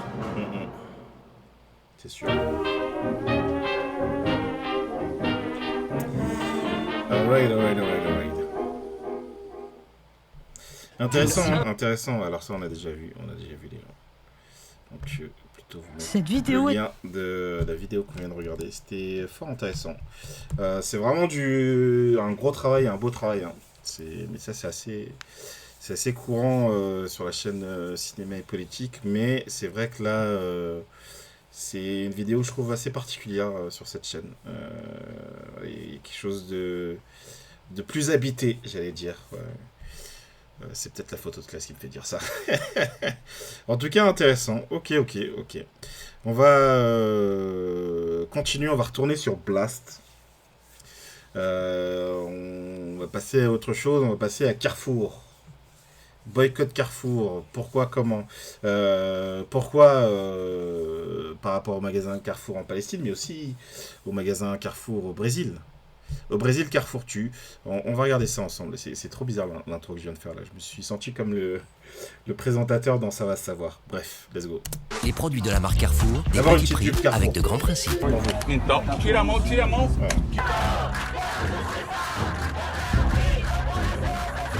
On a un modèle social qui est un modèle social solide.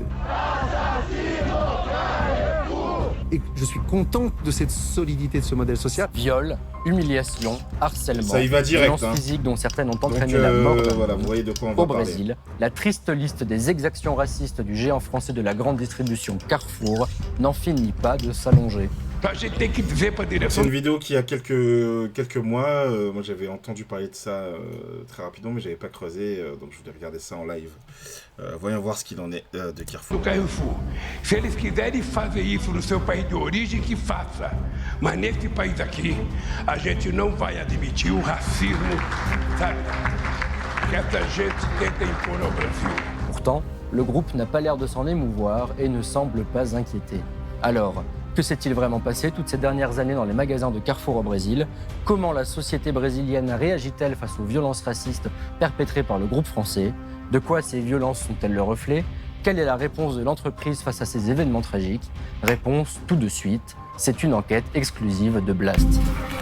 Let's go, l'enquête exclusive. En France, difficile de passer à côté d'un des 3440 magasins du groupe Carrefour. Oui. Avec un chiffre d'affaires de 78,6 milliards d'euros en 2020 et 13 000 magasins dans le monde, l'entreprise d'Alexandre Bompard est une véritable success story à la française. Pour ce super patron, passé auparavant par Canal+ et la Fnac, conjoint de la secrétaire d'État chargée de l'enfance Charlotte Cobel et proche d'Emmanuel Macron, le Brésil est ultra stratégique. Un petit monde, l'immense pays est le deuxième plus grand marché du groupe Carrefour et serait en passe d'être à égalité avec le marché français.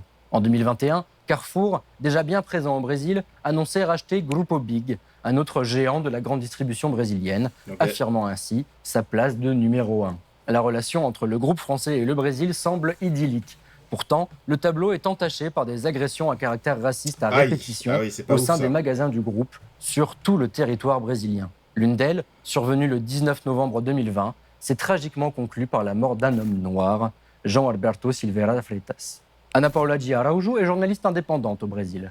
Avec Blast, elle revient sur les événements violents survenus au sein du groupe Carrefour qui ont secoué le Brésil et donne la parole à plusieurs victimes.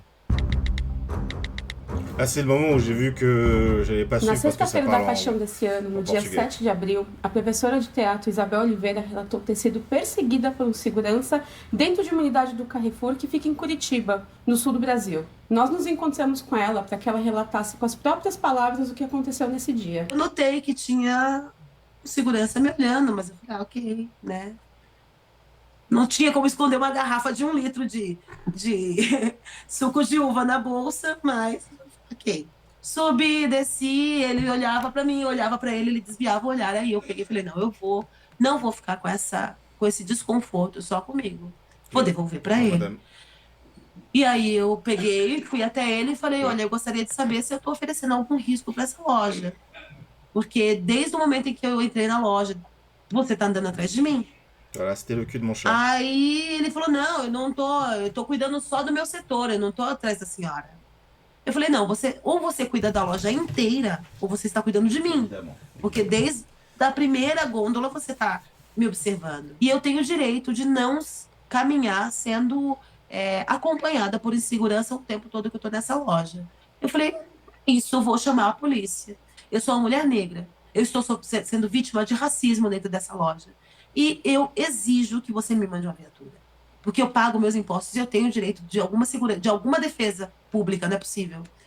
Aí ela falou, olha, ele te abordou, ele fez alguma abordagem violenta com você? Alguém na loja se recusou a te atender? Ele falou alguma coisa? Aí eu entendi que não havia a menor intenção de entender o que eu estava dizendo. Eu vim para casa e chorei muito. Chorei. O Carrefour tem um histórico de violência contra pessoas pretas dentro dos seus estabelecimentos.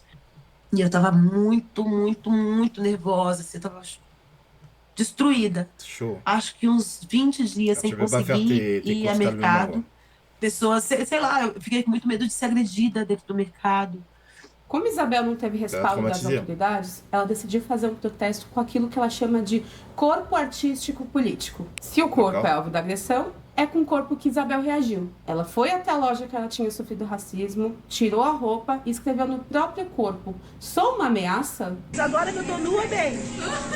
Porque quando eu vim vestida, eu tava com segurança atrás de mim. Aí eu voltei, agora nua, pra garantir que eu vou levar a latinha de leite pra minha bebê e não tô roubando nada. O Carrefour Brasil emitiu uma nota afirmando que, abre aspas, não identificou indícios de abordagem indevida durante uma apuração interna da denúncia. Fecha aspas. A professora registrou o boletim de ocorrência e a polícia ainda está apurando a situação. Ok. Exatamente no mesmo dia, o cantor Vinícius de Paula enfrentaria uma situação parecida em outra unidade do Carrefour, quando uma funcionária se recusou a atender ele. O ocorrido foi em Alphaville, que é um bairro nobre da região metropolitana de São Paulo. Vinícius recebeu o blast na sua casa, que também fica em Alphaville, para contar o que aconteceu. O caixa preferencial estava livre. Tinha uma pessoa lá que já estava ensacolando as coisas dela já, e a atendente do caixa olhou para mim e falou: "Olha, eu não posso te atender, você tem que procurar outra fila." Aí eu falei: "Mas não tem ninguém aqui, moça, tipo, só tem eu." E não tinha ninguém atrás de mim também.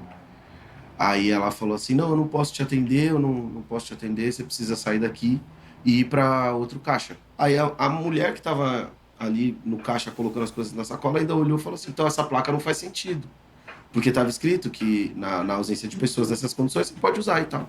Ela olhou para minha cara assim, ela falou: "Eu não vou te atender." Na hora, isso foi um choque, porque eu entendi o que aconteceu. Eu senti a arrogância na palavra dela olhando para minha cara. Eu era a única pessoa preta dentro daquele mercado. Daí, o cara que tava, esse rapaz branco que tava no caixa ao lado desse preferencial, ele olhou, falou assim: "Eu vi isso mesmo, e aí eu vou falar que isso aí é papo de racismo, viu, moço, que você tá fazendo?" Ela fingiu que não era com ela, porque ela tava atendendo uma moça branca que tava passando, aparentemente não era preferencial. Fui lá, eu falei: "Moça, por que você não quis me atender? Você tá atendendo essa senhora?"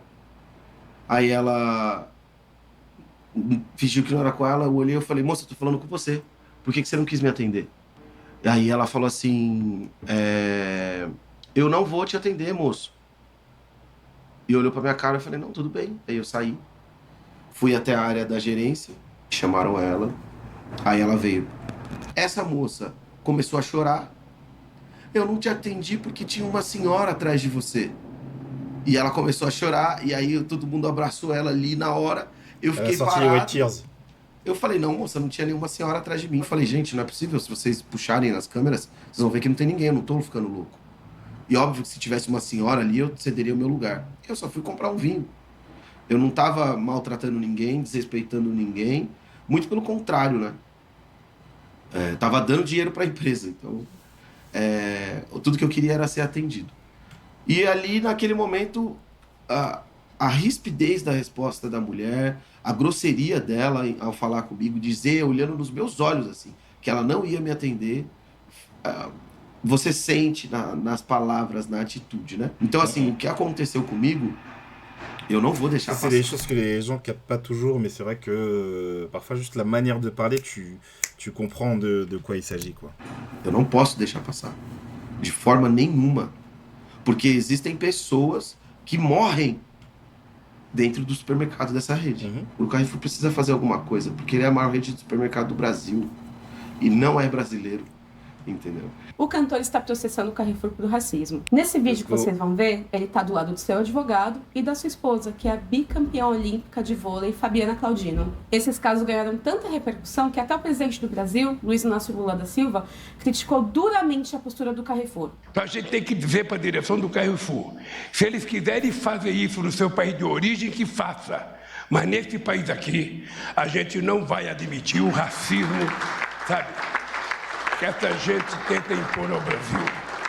Esses eventos recentes não são o primeiro caso de racismo dentro do Carrefour no Brasil. A rede tem um longo histórico de violação de direitos humanos e até de mortes. Vamos voltar no tempo.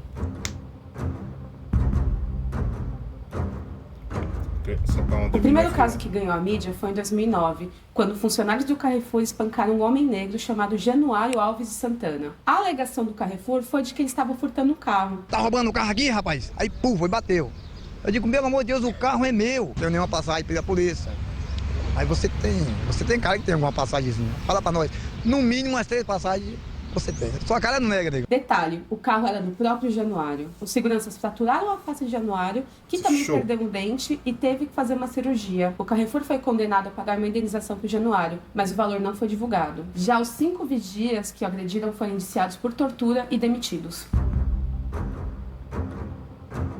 Em algum lugar entre 2017 e 2018, uma mulher negra, lésbica, pobre e dependente química foi espancada e estuprada com um pedaço de pau por seguranças do Carrefour por supostamente ter furtado alimentos em uma loja no Rio de Janeiro. Esse caso foi divulgado só em 2020 pela juíza Cristina Cordeiro, do Tribunal de Justiça do Rio de Janeiro. Em resposta para o jornal Folha de São Paulo, o Carrefour afirmou não ter encontrado informações sobre o caso. Não há notícias de nenhum funcionário responsabilizado pelo caso. No dia 20 de outubro de 2018, Luiz Carlos Gomes, que é um homem negro e deficiente físico, foi espancado no banheiro do Carrefour em São Bernardo do Campo, região metropolitana de São Paulo. A acusação: abriu uma cerveja dentro do estabelecimento. O começo da agressão foi flagrado por câmeras de segurança, o que foi repercutido por vários veículos de imprensa na época. E aqui a gente avisa, as imagens são violentas.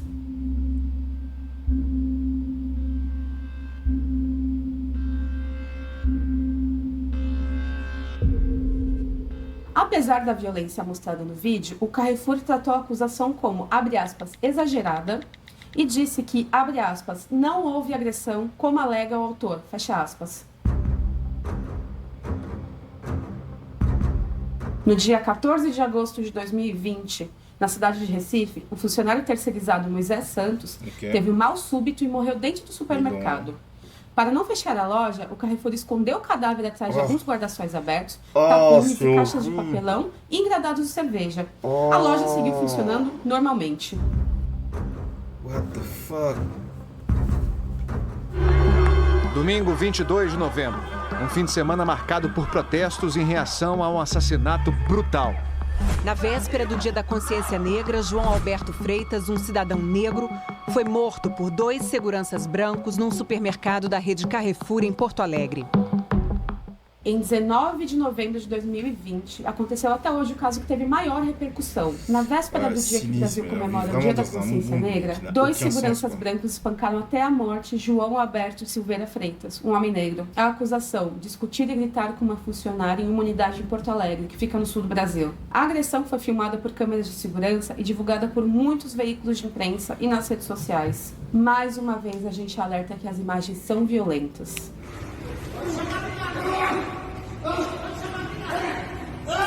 Segundo a autópsia, Beto foi morto por asfixia. 6 pessoas se tornaram réus e foram para a júri.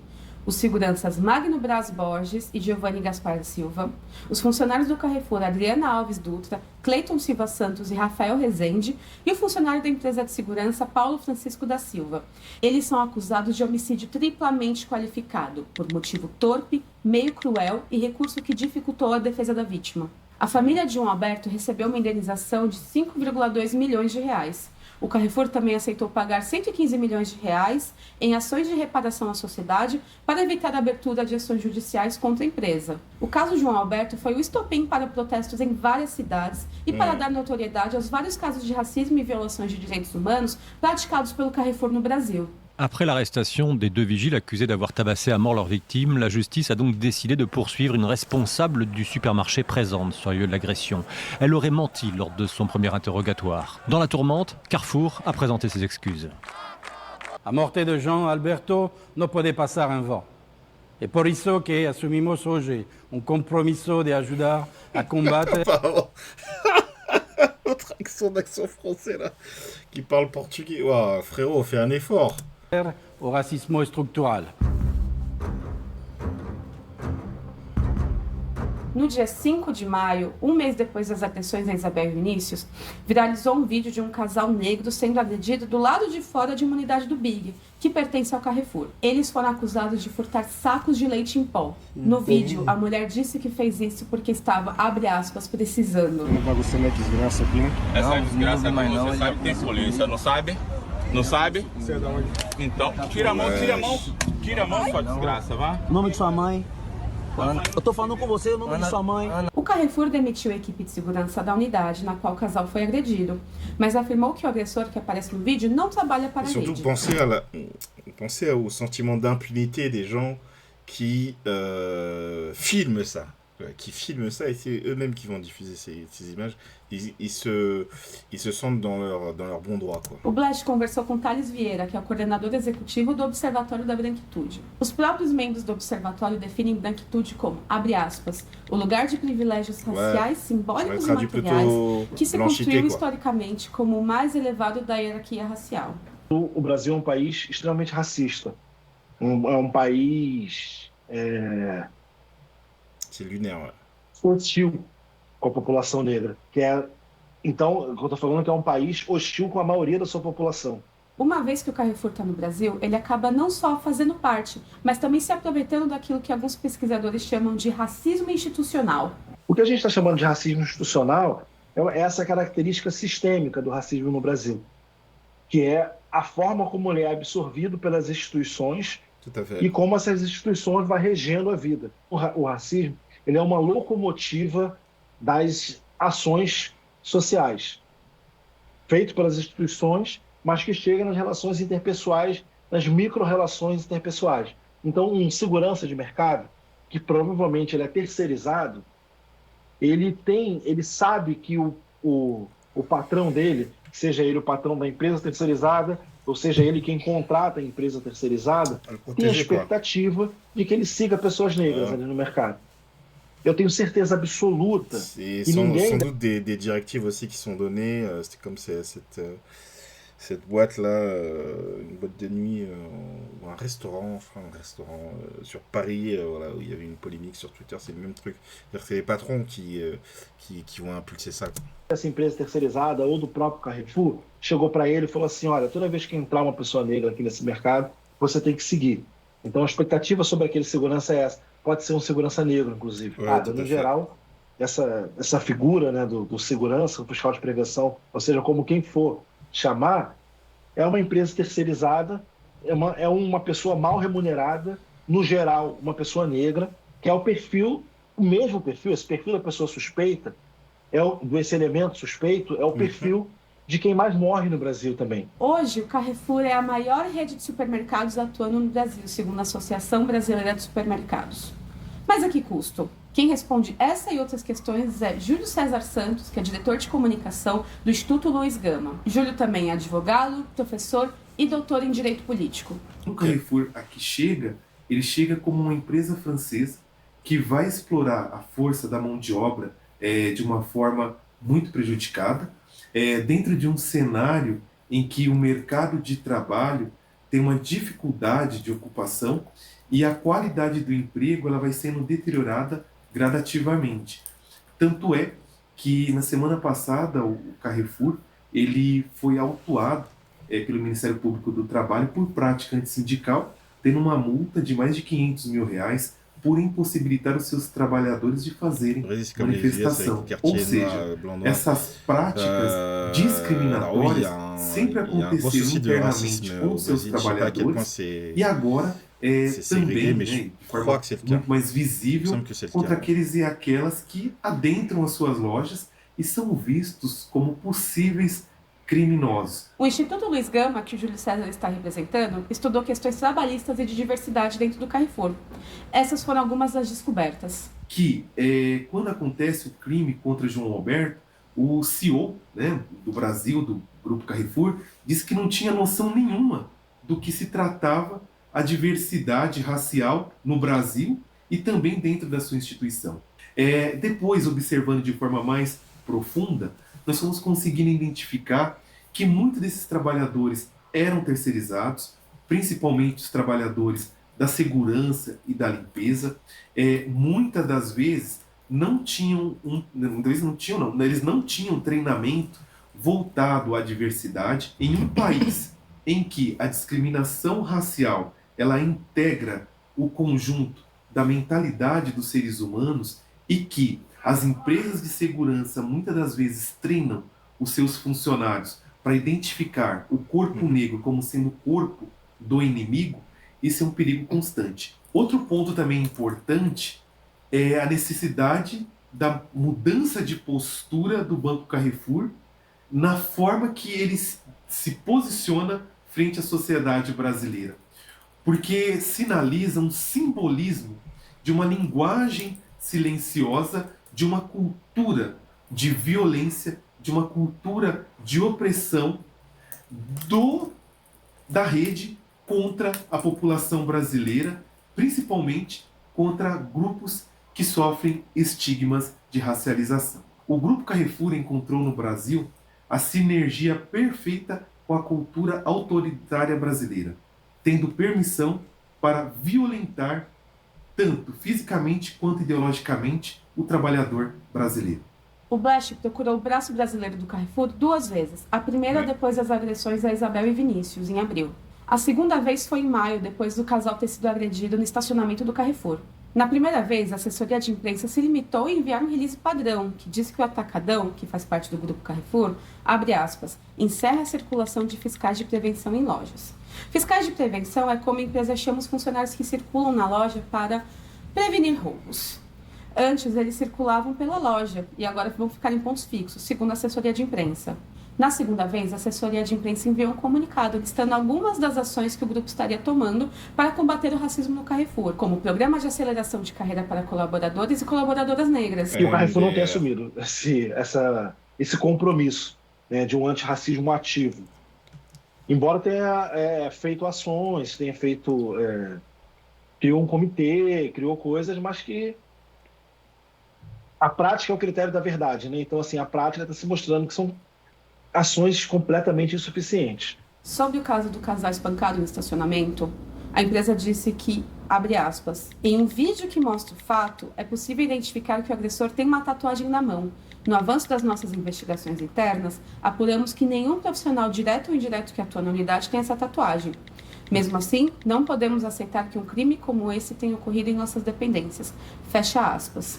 Pour Hicham Benaïssa, sociologue, chercheur au CNRS et spécialiste des questions de discrimination et de laïcité au sein des entreprises et organisations, les efforts mis en avant par le groupe Carrefour ne relèvent que de la communication, sans régler le fond du problème. La plupart des actions diversité, et surtout lorsque certaines rarement agissent sur la question du racisme, sont en fait plutôt des actions de communication. Hein. C'est toujours bien de dire qu'on a formé, je sais pas moi, la moitié de son personnel aux questions de diversité et de discrimination, on le met en avant, etc.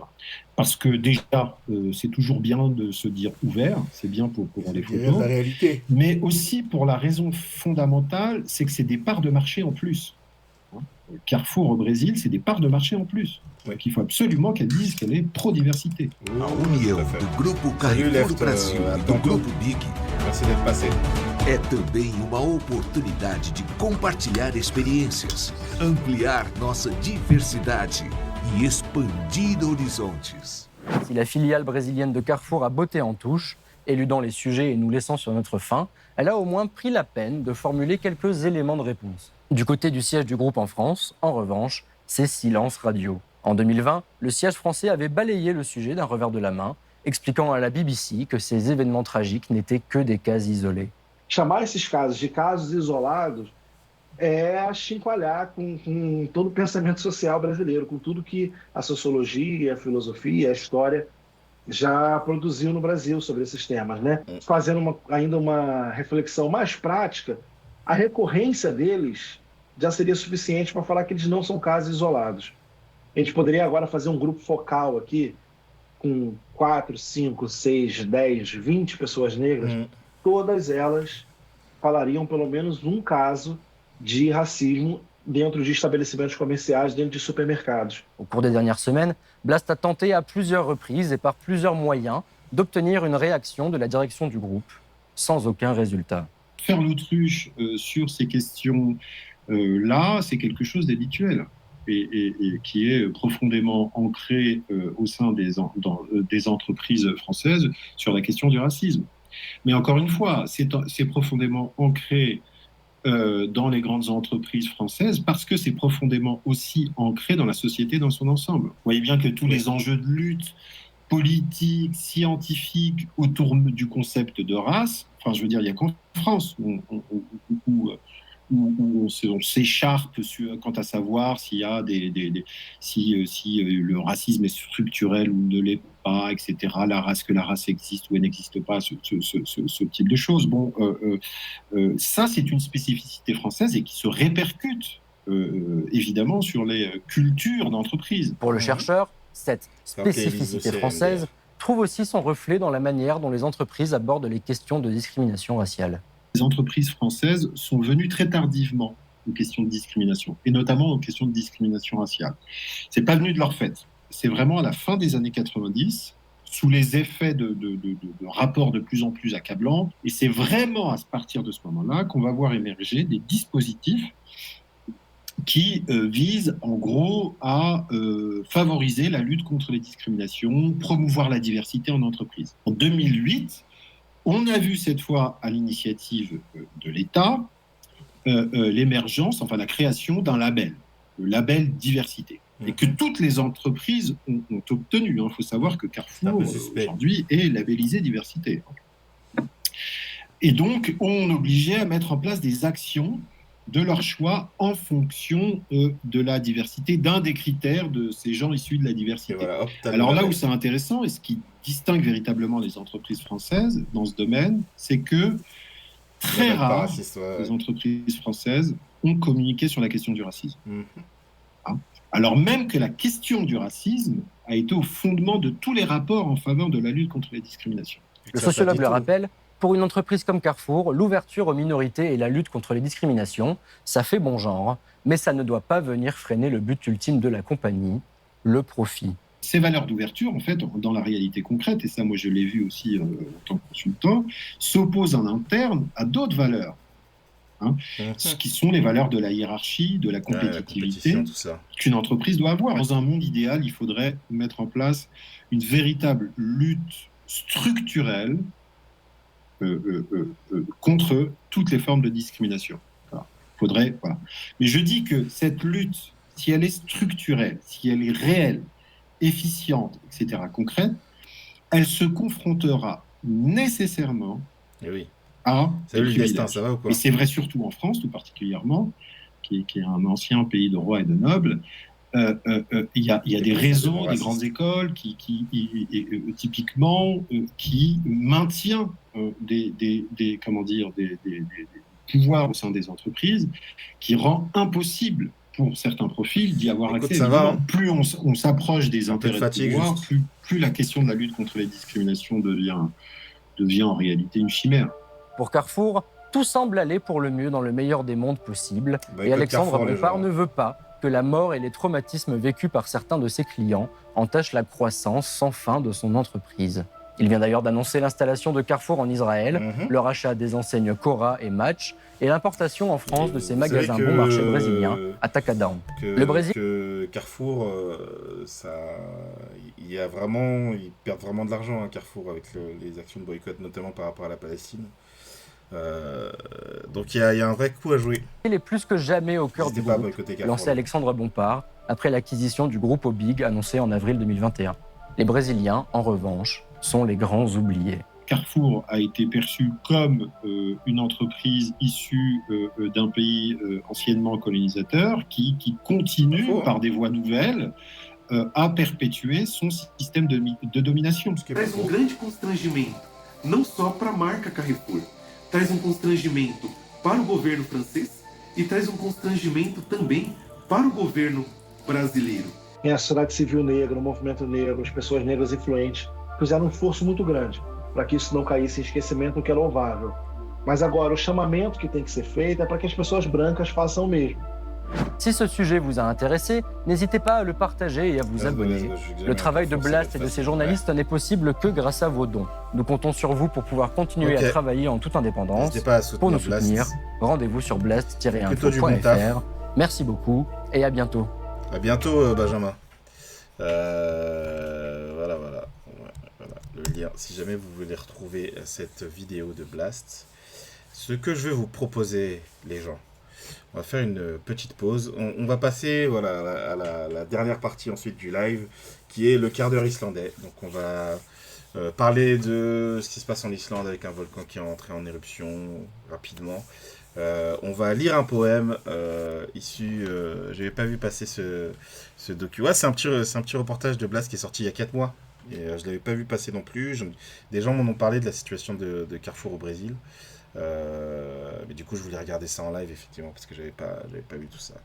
Donc, petit poème issu de Bonus Ljóð, bouquin que j'ai acheté en Islande, que je traduis par la poésie Lidl. Voilà, donc un mec qui écrit de la poésie à partir d'un magasin de hard discount. Et ensuite, on terminera le live avec un petit épisode d'une sitcom islandaise qui s'appelle Næturvaktin, le service de nuit, sur un groupe de gens qui travaillent dans un service de nuit dans une station essence. C'est une série qui date de genre 2007, donc c'est une vieille série, un peu un classique islandais, quasi introuvable.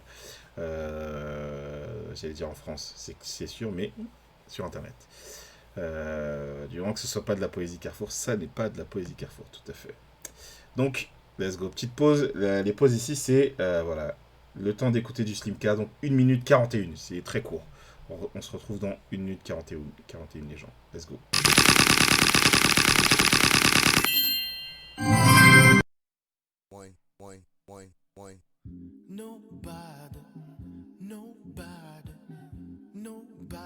Volume 2.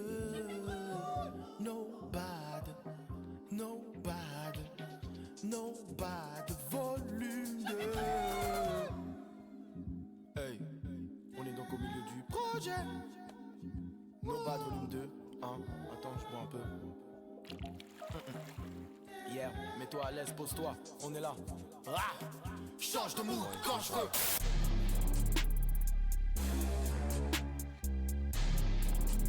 Hey.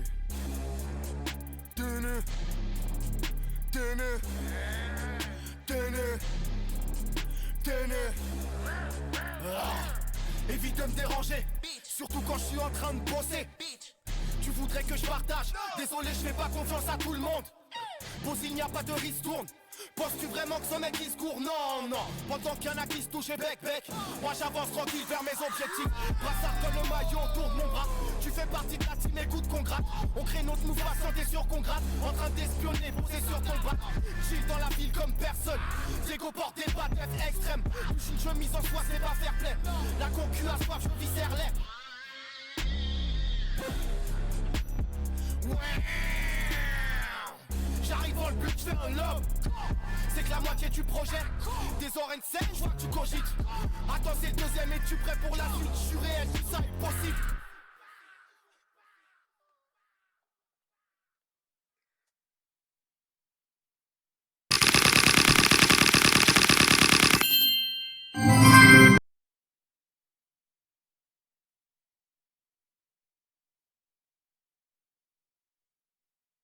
Le micro fonctionne pas. Exactement. Heureusement que je check si le micro fonctionne. Donc là, le micro fonctionne, c'est bon. Donc on va commencer par voir la lave, parce que je sais pas si vous savez, moi sur Twitter je suis pas mal d'Islandais, donc dès qu'il y a un truc qui secoue un peu l'Islande, je suis au courant très vite. Donc là en ce moment c'est l'éruption d'un volcan près de Grindavik, en sachant que en gros en novembre il y avait déjà eu un risque d'éruption avec des tremblements de terre qui se ressentaient jusqu'à Reykjavik, donc à une demi-heure plus de voiture. Il y a eu une évacuation du village de Grindavik. Et la semaine dernière, je crois, on avait regardé une émission de sketch, qui est une émission de sketch sur l'année, et il y avait certains sketchs qui faisaient référence à ça. Ta famille de Grindavik, parce que les gens étaient accueillis dans leur famille, donc il y avait le cousin de Grindavik, machin, chacun avait son membre de la famille qui vient de Grindavik, qui squatte un peu, voilà, c'était un peu ça, sur ça que se basait l'humour. Et quand j'étais en Islande, donc le 18 décembre, il y a eu une éruption avec un truc qui faisait 3 km de large, 3 ou 4, c'était impressionnant. Alors je dis impressionnant, moi j'ai vu les images comme n'importe qui sur internet, hein, mais voilà, quand même c'était impressionnant. Et là ça a repété, sauf que là cette fois on a vraiment la lave qui a coulé jusqu'aux maisons et donc qui est en train, voilà, ça a pété plus proche qu'en décembre de la ville de Grindavik. Et là ouais c'est en train de détruire des maisons et tout, c'est chaud de ouf, les gens, c'est chaud de ouf. Donc on va regarder un peu, voilà, des images de la lave, voilà, qui coule, en sachant que voilà, les éruptions là ça fait plusieurs années qu'il y a des éruptions quasi chaque année en Islande, donc c'est de pire en pire, et là c'est des éruptions de plus en plus dangereuses. Là les précédentes, en fait les gens pouvaient aller sur les sites, voir un peu l'éruption. Il y avait même des gens un peu qui vivaient dangereusement et qui marchaient sur de la lave. C'est-à-dire qu'il y avait de la lave où le dessus avait un peu séché, tu pouvais marcher dessus, mais il y avait un risque que quand même si ça se pète, t'as le pied dans de la lave. Enfin, les gens étaient un peu ouf là-dessus. Mais voilà, il y avait un truc un peu plus chill là-dessus. Là, ouais, ça fait flipper et on a un village qui risque de disparaître là. C'est assez ouf. Donc voyons les images. J'allais mettre le plus de son, mais il n'y a pas de son en fait, c'est juste des images de drone. Mais vous voyez que la lave là, voilà, rentre vraiment dans le village, quoi. Oh, c'est impressionnant. C'est impressionnant. Et malheureusement, je pense que ça va devenir une habitude hein, pour les Islandais. Voilà, ils doivent se faire à l'idée que chaque année, quasiment, il va y avoir des éruptions avec ce truc de... c'est assez imprévisible, quoi. Est-ce qu'il va y avoir une éruption? Est-ce que ça va être là? Est-ce que ça va être plus tard?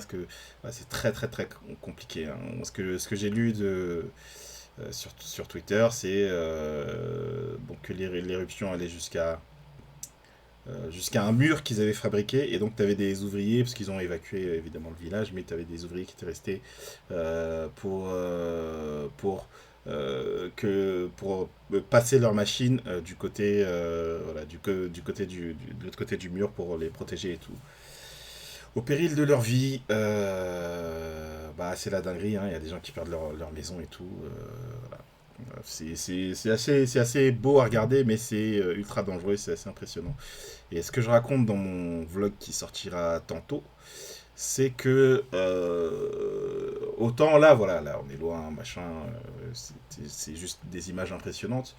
Mais quand j'étais sur place, j'étais vraiment choqué de voir les images du volcan, et choqué comme quand il y a un attentat et que tout le monde est collé sur l'écran et ne peut pas décoller ses yeux de ce que nous disent les médias, etc. Des images et tout. On était comme ça avec ma pote, vraiment scotché sur l'écran à regarder des images. C'était à peu près la même chose, hein, c'était une éruption. Mais à la fois, il y a quelque chose de grandiose et de flippant de ouf. Enfin, c'est particulier, quoi. Voilà. Passons un peu de poésie. Voilà. Pour adoucir les mœurs, n'est-ce pas? Passons à un peu de poésie. Donc, le poème d'aujourd'hui s'intitule United Fruit Company, donc qui est, j'imagine, le nom d'une marque, parce que généralement c'est des titres islandais. Donc ce qu'on va faire, et je ne l'ai pas préparé, je vais vous lire le poème qui est très court aujourd'hui, et ensuite on va passer ça dans le traducteur de Google, voir ce que ça veut dire. Je vais essayer de voir s'il y a des mots que je comprends ou pas. Donc, Eva i Aldindeildini freistast til að bita i safarikt epli á þertilboði grunlaus alsjáandi auga myndavélarinnar. Alors, il y a des trucs que je capte. Alors, Eva, je pense que c'est le prénom Eva. Alors, Safarikt, je me demande si ça veut dire un rapport au safari, ça ressemble quand même beaucoup. Epli, c'est la pomme, comme Apple en anglais. Ce que je comprends ensuite, c'est Öiga, ça c'est les yeux. Alors Minda Vielarinar, Mind c'est l'image. Et Minda Viel, j'ai vu ce mot il n'y a pas longtemps, j'avais vu la traduction, mais je l'ai oublié. De toute façon, on va voir. Et donc, dans Al-Xiaoandi, il y a Xiao qui veut dire voir. Là, le SJA là. Et Andi, je crois que c'est comme le. C'est du gérondif. Donc. Mais le Al, je sais pas ce que ça veut dire devant. Donc. En voyant par des yeux, je sais pas. Bon. En regardant les images, je sais pas trop. Il y a cette idée là un peu. On va voir si c'est à peu près juste ce que je dis, même si je. Donc United Fruit Company, je vais pas traduire, mais voyons voir ce que ça veut dire, ce qu'on vient de dire. Non. C'est ça que je cherche, yes. Ok. Traduction de l'islandais au français. Donc, Eva au rayon verger. Tenter de mordre dans une pomme juteuse. Donc, Safarikt, c'est juteux. Offre spéciale. Sans méfiance. Ah oui, l'œil, ici, c'est comme loss ou lose en anglais, mais ça veut dire sans. À propos de l'œil qui voit tout. Donc, Al-Shawandi. Donc, Shawandi, voyant, et Al, ça vient de Atl, j'imagine. Donc, tout, comme all en anglais. Voilà. Qui voit tout, et Öiga, comme j'avais dit, c'est l'œil. L'appareil photo. Ah, Minda Vielar, c'est l'appareil photo. J'ai pas compris ce qu'il raconte, par contre. Eva au verger. Ah, pardon. Eva, c'est Ève. D'accord, je viens de comprendre.